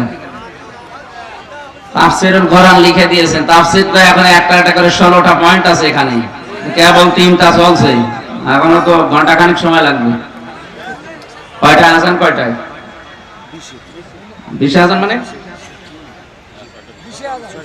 ও মাগরিব, আমি তো এশার আজান ধরে রাখছি। এই জন্য চালাচ্ছিলাম এইভাবে, সামারাইজ করার দরকার ছিল না, সময় তো এটা পর্যন্ত চললো। ওখানে আবার এশার নামাজ পড়ে ওঠা লাগবে যে কোন জায়গা, ওটা কত দূর এখান থেকে? আরে ভাই, আমি যত লিখেছি আয়াতের তাফসীর, 1-2 ঘন্টার ব্যাপার নেই, অনেক সময় লাগবে। 1-2 ঘন্টা কত লেখা, আমি তো আবার আদায় করতে দিলেন এত তাড়াতাড়ি, সব বলবো কি করে। মাগরিবের পর 1 ঘন্টা না, এইভাবে মাহফিল দিয়েছেন আপনারা 2টা একদিন। না, ফিদ দুনিয়া হাসানা, আমাদের দোয়া কবুল হচ্ছে না। আমরা তাফসীরের ভেতরে যা পেলাম, হাদিসে যা পেলাম, আমাদের দুনিয়ার হাসানা কবুল হয়নি, শুধু দোয়াগুলো মাঠে মারা যাচ্ছে। সুতরাং এই হাসানা গুলো যদি আমরা পেতে চাই, একটা একটা করে যা বলছি এইগুলো আগে অর্জন করেন। আল্লাহ আমাদেরকে ফিদ দুনিয়া হাসানা যেন দয়া করে দান করেন, বলেন আমিন। প্রান্তীয় রংপুর বিভাগের মানুষেরা, আপনাদের এলাকার মানুষকে যতই মফিজ বলুক না কেন, সারা বাংলাদেশের মানুষ এই বিভাগের মানুষগুলোকে মন থেকে ভালোবাসে। কারণ এই মানুষগুলো একেবারে সহজ সরল, মানে এমন সহজ সরল, বিড়ি খাওয়া ছাড়া কিছুই জানে, শুধু বিড়ি খাওয়া। তারপরও ভালো, আলহামদুলিল্লাহ। শহরের মানুষ যারা, এরা কমার্শিয়াল হয়। আর আপনারা যারা এই বিভাগে আছেন, চাচা এরশাদের বদৌলতে আল্লাহ রাব্বুল আলামিন তার এই গোলামকে যেন জান্নাতুল ফেরদাউস দান করেন, তার জীবনের ভালো কাজগুলো আল্লাহ মঞ্জুর করেন। অন্যায় যদি কিছু করে থাকে, অন্যায় সেরকম না, একটু বিয়ে করতে বেশি, অসুবিধা নেই, আমাদের চাষি বেড়িয়েছে। আল্লাহ তার জীবনের অন্যায় যেগুলো আছে এগুলো যেন মাফ করে দেয়, তাকে জান্নাত দিলে এই রংপুরের মানুষের ক্ষতি হবে? আলহামদুলিল্লাহ, আল্লাহ তাকে যেন মাফ করে দেয়। এ বিভাগে আমাদের প্রধানমন্ত্রীর শ্বশুর বাড়ি। আজকে যে আয়াত পড়েছি, আয়াতের ভেতরে আমাদের প্রধানমন্ত্রীর প্রায় নাম ছিল শুধু হাসানার জায়গায় হাসিনা, জেরটা দিয়ে দিলেই হয়ে যেত। হাসানা মানে কল্যাণ, আর হাসিনা মানে সুন্দরী। আমরা একটা সুন্দরী প্রধানমন্ত্রী পেয়েছি অন্তত, আলহামদুলিল্লাহ। এই মোবাইল বাজে কার গো? 1 ঘন্টা একেবারে অফ করে রাখবেন। দল মত নির্বিশেষে কোরআনের এই অনুষ্ঠানে যারা এসেছেন এই দিনের বেলা, হাজারো কাজ ছিল আপনাদের, সব মাইনাস করে আমার তো মনে হচ্ছে এখন এই রংপুর বিভাগের যুবকেরা যেভাবে কোরআনে কারিমের জন্য পাগল, বিশ্বনবী যদি আজ এই জামানায় থাকতেন মুহাম্মদুর রাসূলুল্লাহকে জীবন দিয়ে হলেও আপনারা পাহারা দিতেন। সুতরাং এই ময়দানে যারা এসেছি কোরআনের জন্য এসেছি, নাকি অন্য কোনো উদ্দেশ্য আমাদের নেই। এই জন্য খুশি হয়ে বলছে আলহামদুলিল্লাহ। দরুদ আর সালাম পড়ছে আমাদের নবী মুহাম্মদ রাসূলুল্লাহ সাল্লাল্লাহু আলাইহি ওয়াসাল্লামের প্রতি, যার আনিত আদর্শ ছিল একমাত্র এই পৃথিবীর মানুষের জন্য গ্রহণযোগ্য, অনুকরণীয়, অনুসরণীয়। পৃথিবীতে এমন কোন মানুষ নেই যাকে মেনে নিলে অন্ধভাবে মানা যায় না, কেউ নেই অন্ধভাবে মানার মতো। শুধু মুহাম্মদুর রাসূলুল্লাহকে শুধু অন্ধভাবে মানা যায়, বিশ্বাস করা যায়, আপনি চোখ কান বুঝে মেনে নিতে পারেন। কারণ তার 63 বছরের জীবনে একটা মিথ্যা কথা ছিল না। সুবহানাল্লাহ বলতে পারেন না? আপনি কি মনে হয় আপনার 63 বছরের জীবনে একটা মিথ্যা কথা বলেনি? আমার মনে হয় আমার 33 বছরে যাদের বয়স এখানে আমার মতো আছে 33 লক্ষ মিথ্যা কথা হয়ে গেছে। কি জীবন বানিয়েছিলেন বলেন তো? 33 বছর না 63 বছরের জীবন পার করে ফেলেছেন, জীবনে একটা মিথ্যা পাওয়া যায়নি। দুনিয়ার যে কোন পর্যায়ের মানুষ যদি তাকে অনুসরণ করতে চায় তাকে পাওয়া যাবে না? পাওয়া যাবে না? কোন শ্বশুর যদি কেউ বলে যে আমি শ্বশুর হয়েছি, আমি কেমন শ্বশুর হব, বিশ্বনবী নিজে শ্বশুর হয়ে দেখিয়েছিলেন। নিজের মেয়ে ফাতেমাতুজ জাহরাকে যখন শ্বশুর বাড়িতে পাঠাবেন, ডাক দিয়ে বলেছেন, মেয়ে আমার, জীবনের চাইতে তোমারে আমি ভালোবাসি বেশি।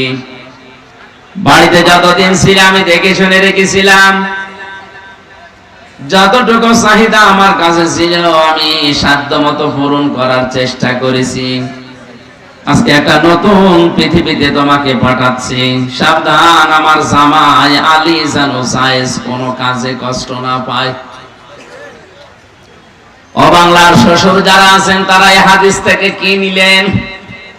মেয়েকে আপনি বিয়ের দিন যদি জামাইয়ের হাতে তুলে দেওয়ার সময় কথাটা বলতে পারতেন, মা 18 বছর 20 বছর 25 বছর আমার বাড়িতে ছিলে, যা চেয়েছো যা করেছো আমি মেনে নিয়েছি।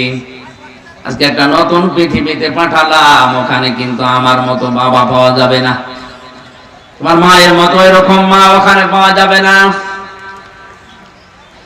যে দুনিয়ায় তোমারে পাঠালাম এই নতুন জগতে, কোনদিন যেন অন্তত জগতের স্বামী যিনি, মালিক যিনি, ওই সংসারের যিনি মালিক তোমার স্বামী, এই স্বামীর সাথে জায়েজ কোনো কাজে কষ্ট দিবা না। শ্বশুরদের দায়িত্ব এইটাই ছিল।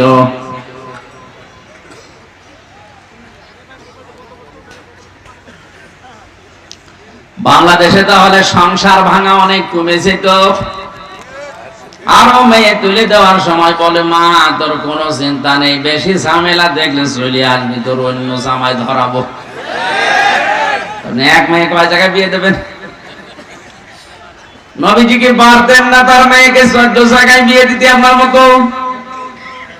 তার মেয়েকে বিয়ে করার জন্য মক্কায় ওই সময় লাইন দিয়েছিল অনেকেই, কিন্তু তিনি রাজি হননি।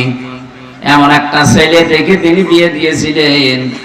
ফাতেমাতুজ জাহরার কাছে এসে বলেন, মা এমন একটা ছেলে আজকে তোমাকে বিয়ের প্রস্তাব দিয়েছে, যে ছেলেটা আমার সাহাবীদের ভেতরে সবচাইতে বেশি জ্ঞানী, সবচাইতে বেশি পরহেজগার, সবচাইতে বড় যোদ্ধা।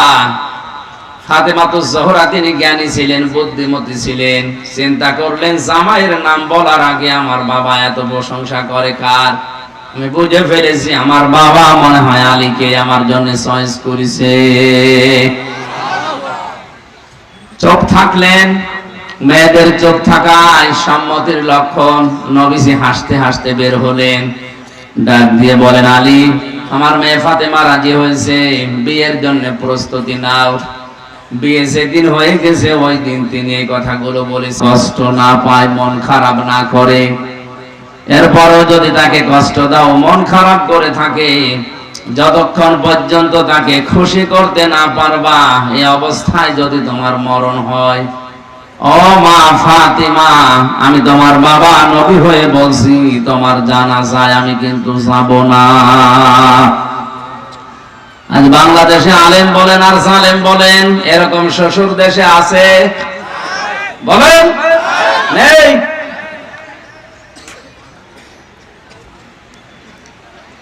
মেয়েকে আপনি সাহস দিয়ে তার সংসারটা জাহান্নাম বানাচ্ছেন। কারণ যেই পরিবারে যেই মেয়েটা স্বামীর উপরে উপরে চলে, ওই পরিবার আর শান্তি থাকে না। কেন বলেন তো?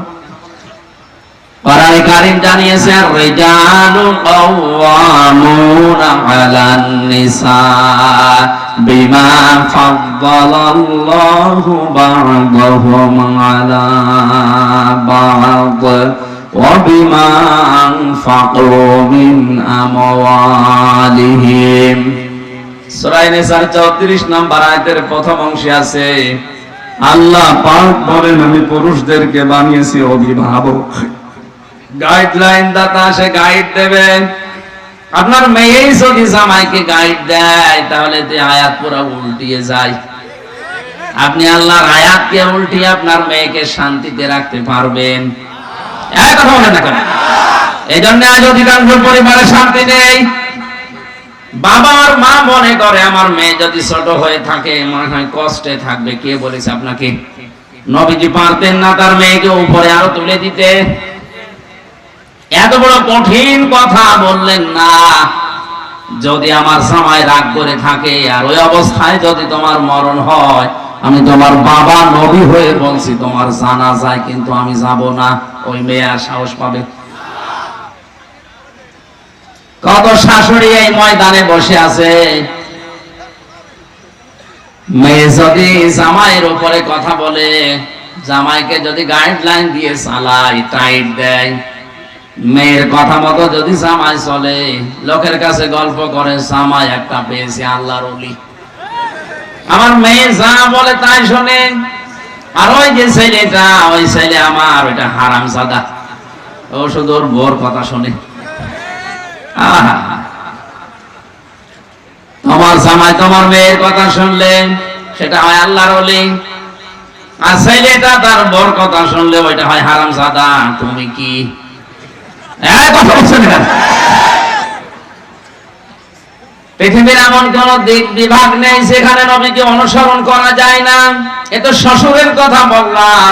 বিশ্ব নবী রাষ্ট্রপ্রধান ছিলেন, বাড়ির কর্তা ছিলেন, কাজের লোকদের সাথে, কাজের মেয়েদের সাথে, ড্রাইভারের সাথে কি করে ব্যবহার করা লাগে নবী নিজে দেখিয়েছেন।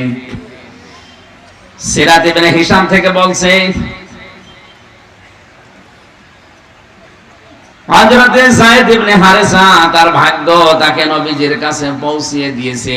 ওই জামানায় মানুষ গরু ছাগলের মতো হাটে বিক্রি করত মানুষেরা। খাদিজাতুল কুবরা টাকা পয়সা দিয়ে যায়েদকে কিনে এনে নবীর বাড়িতে বললেন, আপনি খেদমত করবেন। 7 দিন পরেই হযরতে যায়েদের পিতা আর চাচা এসেছে।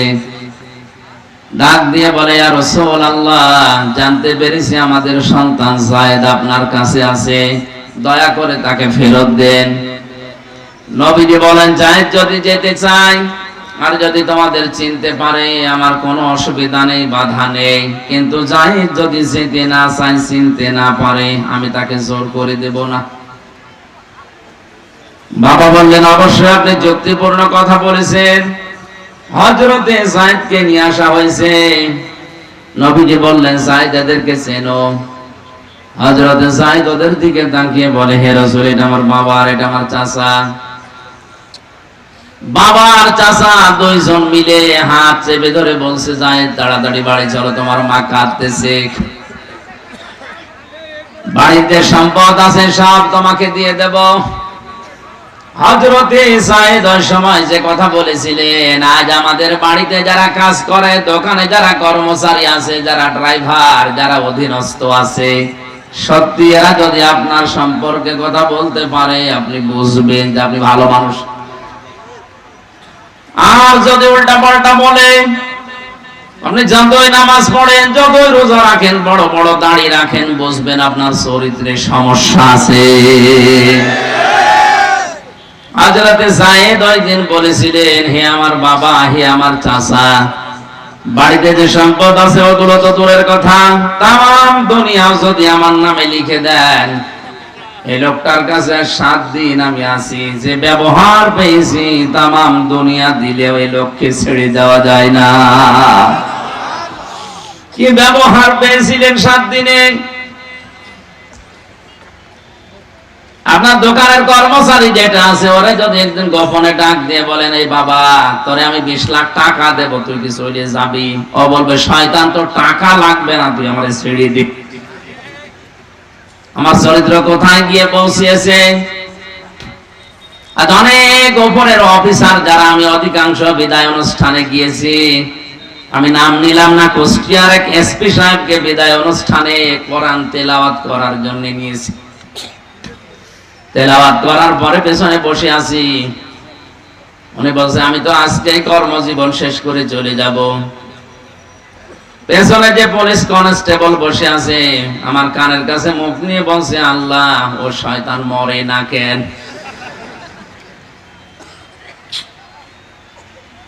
আপনি কর্মস্থল থেকে বিদায় নেওয়ার সময় তো অধীনস্থ মানুষেরা কান্নাকাটি করার কথা, আর ওরা যদি বলে আল্লাহ, ও শয়তান মরে না কেন, বুঝতে হবে আপনার আচরণ কেমন ছিল, আপনি নিজেই জানতেছেন। অধীনস্থ মানুষগুলো যদি এই কথা আপনার সম্পর্কে বলে, আল্লাহ কি বলবে, আপনি নিজেই বলেন। এজন্য কিয়ামতে যে 2 জনের সাক্ষী বেশি নেওয়া হবে, তার ভেতরে একজন হচ্ছে অধীনস্থ যারা কাজ করে খায়, 2 নম্বরে আপনার স্ত্রী। আল্লাহ আমাদের চরিত্র সংশোধন করার তৌফিক, রাসূলুল্লাহকে দেখে করার তৌফিক দেন, বলেন আমিন। আজকে একটা পরিচিত আয়াত পড়েছি, এটা আমার মনে হয় এখানে ছোট বড় নারী পুরুষ প্রায় সবার মুখস্থ আছে, অথচ এর ভেতরে কি আছে অনেকে আমরা জানি না। কাবা শরীফ তাওয়াফ করার সময় রুকনি ইয়ামিনী থেকে হজরে আসওয়াদ যে পাথর, এই জায়গাটা, এটা পার হওয়ার সময় দেখলাম লক্ষ লক্ষ হাজী সাহেবরা এটা পড়ছে। চিন্তা করলাম, এই দোয়া তো বাংলাদেশেও সবাই পড়ে, নামাজের পরেই পড়ে, রব্বানা আতিনা ফিদ দুনিয়া হাসানা, অথচ এইটা এখানেও পড়ছে। কি আছে এর ভেতরে? যতগুলো তাফসীর আমার আয়াতে ছিল সব মিলালাম, মিলিয়ে দেখি আল্লাহ পাক দুনিয়া আখিরাত সব এই রব্বানা আতিনা ফিদ দুনিয়া হাসানার ভেতরে ঢুকিয়ে রেখেছে। এবার আসেন আমরা তাফসীরুল কোরআন মাহফিল লেখা তাফসীর আকারে কথা বলার চেষ্টা চালাই, জবান খুলে পড়ে না, আউযু বিল্লাহি মিনাশ শাইতানির রাজিম, বিসমিল্লাহির রহমানির রহিম, ومنهم من يقول ربنا آتنا في الدنيا حسنة। এ পর্যন্ত থাক। সূরা বাকারা 201 নম্বর আয়াত। কোরআনের যত আয়াত আমি পড়েছি, আয়াতটা আমার কাছে এখনো পর্যন্ত আশ্চর্যই লাগে যে আল্লাহ এত কথা এর ভেতরে, অথচ বাংলাদেশের 100 জনের 98 জন এই আয়াতটা বোঝে না, খালি দোয়াই করে যায়। একবার শুনেছিলাম একটা ইমাম সাহেব নাকি দোয়া করছে, রব্বি হাবলি মিনাস সালিহিন। এক যুবক বলছে, হুজুর, কত বছর নামাজ পড়ি আপনার পেছনে, শুধু একই দোয়া করেন, আর দোয়া পান না। কি দোয়ার ভেতরে কি আছে, এর মানে কি? ইমাম সাহেব বলছে, আমি জানি না। জানে না মানে? সারা জীবন আপনার পেছনে নামাজ পড়ে একই দোয়া পড়েন, রব্বি হাবলি মিনাস সালিহিন, এই দোয়ার মানে জানেন না? কি করে পড়েন আপনি? আমি জানি না। তাই বড় আলেমের কাছে বলছে, আমাদের ইমাম এই দোয়া পড়ে, দোয়ার মানে কি? ইমাম বলছে, এটা শুধু দোয়া না, এটা কোরআনের আয়াত। আল্লাহর কাছে বলা হচ্ছে, আল্লাহ তুমি আমাকে নেককার সন্তান দান করো। যুবক মনে করছে ইমামের বাড়ি সেই নোয়াখালী, এ মনে হয় ছেলে মেয়ে হয় না, এই জন্য এই দোয়া করে। ডাক দিয়ে বলছে, মুরব্বী আপনার ছেলে মেয়ে কয়টা? 11টা। প্রতিদিন যে দোয়া পড়ে আপনি দোয়ার মানে জানেন? যে না, আমি আলেমের কাছে জিজ্ঞাসা করে আসলাম দোয়ার মানে আল্লাহ একটা নেককার সন্তান দাও। আপনি 11টা হয়ে গেছে, এর বড় আপনি দোয়া করেন, আপনার লজ্জা আছে? ইমাম সাহেব বলছে, বাবাজি দোয়ার মানে এই, আমি যদি আগে জানতাম তো 10 বছর আগে দোয়া বাদ দিতাম। আমি তো জানি না যে দোয়ার ভেতরে কি আছে, পড়িয়েই যায়, আল্লাহ দিয়েই যায়। আমি একটা হওয়ার পরে তো দোয়া বন্ধ করে দিতাম। আমি তো জানি না যে আসলে দোয়া কি, আমি আন্দাজে পড়ি, আল্লাহ আন্দাজে দিয়েছে। এই যে রব্বানা আতিনা ফিদ দুনিয়া পড়ছেন, আপনি কি পড়েছেন এতদিন পর্যন্ত জানেননি, অথচ আমার দৃষ্টিতে মনে হচ্ছে সব আল্লাহ এর ভেতরেই দিয়ে রেখেছেন। অমিনহুম মাইয়াকুলু রব্বানা, হে নবী দুনিয়ায় অনেক মানুষ এমন আছে তারা বলছে, বলবে। ইয়াকুলু মুজারে বর্তমান ভবিষ্যৎ, প্রেজেন্ট ফিউচার। অনেক মানুষ আছে তার ভেতরে বলছে, বলবে। এই মানুষের ভেতরে আমরাও আছি না নেই? এই যে হোম শব্দটা আছে, এটা জমির বহুবচন। মানুষের ভেতরে অনেক মানুষ, নারী পুরুষ আছে, তারা বলে আল্লাহ আতিনা, আমাদেরকে দাও, ফিদ দুনিয়া হাসানা, দুনিয়ার কল্যাণ। এই হাসানা শব্দের ভেতরে আমি প্রায় 33টার উপরে অর্থ পেয়েছি। হাসানা মানে নিরাপত্তা, শান্তি, স্বস্তি, কল্যাণ। কত অর্থ আছে এর ভেতরে, শুধু আমরা একটা শব্দ দিয়ে দোয়া করি, রব্বানা আতিনা ফিদ দুনিয়া হাসানা। আল্লাহ পাক বলেন, এই দোয়া যদি মনে করো কবুল হয়ে গেছে, তাহলে দুনিয়ার হাসানা, কল্যাণ যে তুমি চাইলে আমার কাছে, 10টা জিনিস যদি তুমি পেয়ে থাকো, তুমি বিশ্বাস করো তোমার দোয়া কবুল হয় না, পড়ে না? এই বলেন না কেন? এখানে আমরা সবাই, অনেকে নারীরা যারা নামাজ পড়ে, মহিলারা, তারাও নামাজ শেষ করে বলে রব্বানা আতিনা ফিদ দুনিয়া হাসানা। আল্লাহ বলেন দুনিয়ার হাসানা, দুনিয়ার কল্যাণ 10টা জিনিসের ভেতরে লুকানো আছে। কেউ যদিও 10টা জিনিস পেয়ে যায়, তার এই দোয়া সে কবুল হয়ে গেছে আল্লাহর দরবারে। বলেন সুবহানাল্লাহ।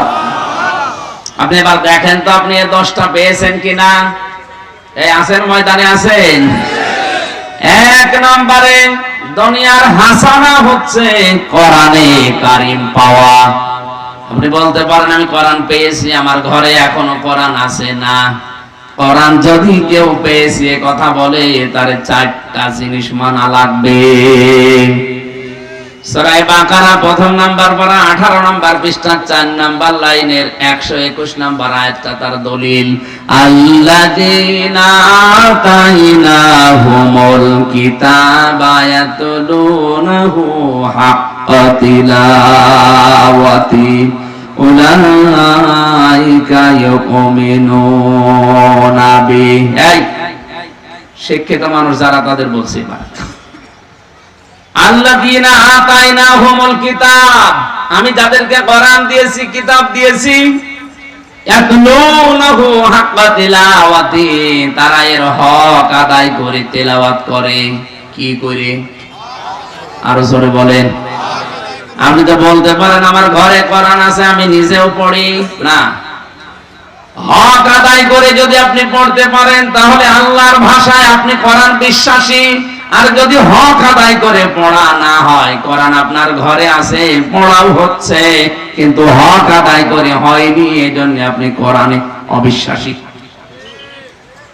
এই যে কোরআনে অবিশ্বাসী, এই শব্দটা তো আমি বানালাম। হ্যাঁ, ওমাই ইয়াকফুর বিহি ফাউলাইকা হুমুল খাসিরুন। যারা এই 4টা যে শর্ত মেনে কোরআন পড়লে হক আদায় করে পড়া হয়, যারা এগুলো করে না, এরা আমার কোরআন বিশ্বাস করে না, এরা দুনিয়া আখিরাতে ক্ষতিগ্রস্ত। বলেন নাউজুবিল্লাহ। এবার আসেন কোরআন আমাদের কাছে আছে, কোরআন আমরা পেয়েছি, তার হক আদায় করার অর্থ চারটা। কয়টা? আমি তাফসীরের ভেতরে পড়ে প্রথমে ক্লিয়ার হতে পারছিলাম না যে হক আদায় এটা আবার কি। ডাক্তার জাকির নায়েকের যে 13 খণ্ড লেকচার আছে, এখানে তিনি সামারাইজ করে ইয়াতলুনাহু হাক্কা তিলাওয়াতির ব্যাখ্যা করেছেন। কেউ যদি পৃথিবীর কোনো কিছু হক আদায় করে পড়তে চায়, তার 60টা শর্ত মানা লাগে। 1 নম্বরে ওই বিষয়টা পড়া লাগে শুদ্ধ করে। কি করে? বলেন বলেন। শুদ্ধ করে না পড়লে, আপনি অশুদ্ধ কোরআন পড়লে কোরআনই আপনার জন্য বরদোয়া দেবে। এই যে মহিউস সুন্নাহ, এই যে কওমি মাদ্রাসা যারাই বানিয়েছে, এখানে কোরআনে কারীম শুদ্ধ করে পড়ানো হয়। কারণ আমি নিজে কওমি মাদ্রাসা থেকে হাফেজি দাওরা আগে করে নিয়েছি। এখানে কোরআন শুদ্ধ করে পড়ানো হয়। আপনি নির্দ্বিধায় এখানে দিতে পারেন আপনার ছেলে মেয়েকে। কোরআন অশুদ্ধ পড়লে কোথা থেকে কোথায় অর্থ চলে যায় আকাশ পাতাল, আপনি টের পাচ্ছেন না। ইযা জাআ নাসরুল্লাহি ওয়াল ফাত হয়েছে? তেলাওয়াত হয়েছে? না, হয়নি। অথচ যারা বসে আছে দেখেন 30 বছর নামাজ পড়ছে, মাথা নাড়াচ্ছে, কিছু বলছে না। তার মানে মনে হচ্ছে যে আমার তেলাওয়াত হয়েছে। ইযা জাআ নাসরুল্লাহি ওয়াল ফাত হয়েছে? হ্যাঁ, হয়নি মানে এবারটা তো হয়েছে। আগেরটা না সমস্যা ছিল না। আপনারা মনে হয় এখানে নেই, আছেন? এখানে আছেন? কি হয়েছে বলেন তো? প্রথমটাই সোয়াদের জায়গায় সিন বলেছিলাম, অর্থ হয়ে গেছে। যখন আসবে ঈগল পাখি, তখন আপনি বিজয় পাবেন।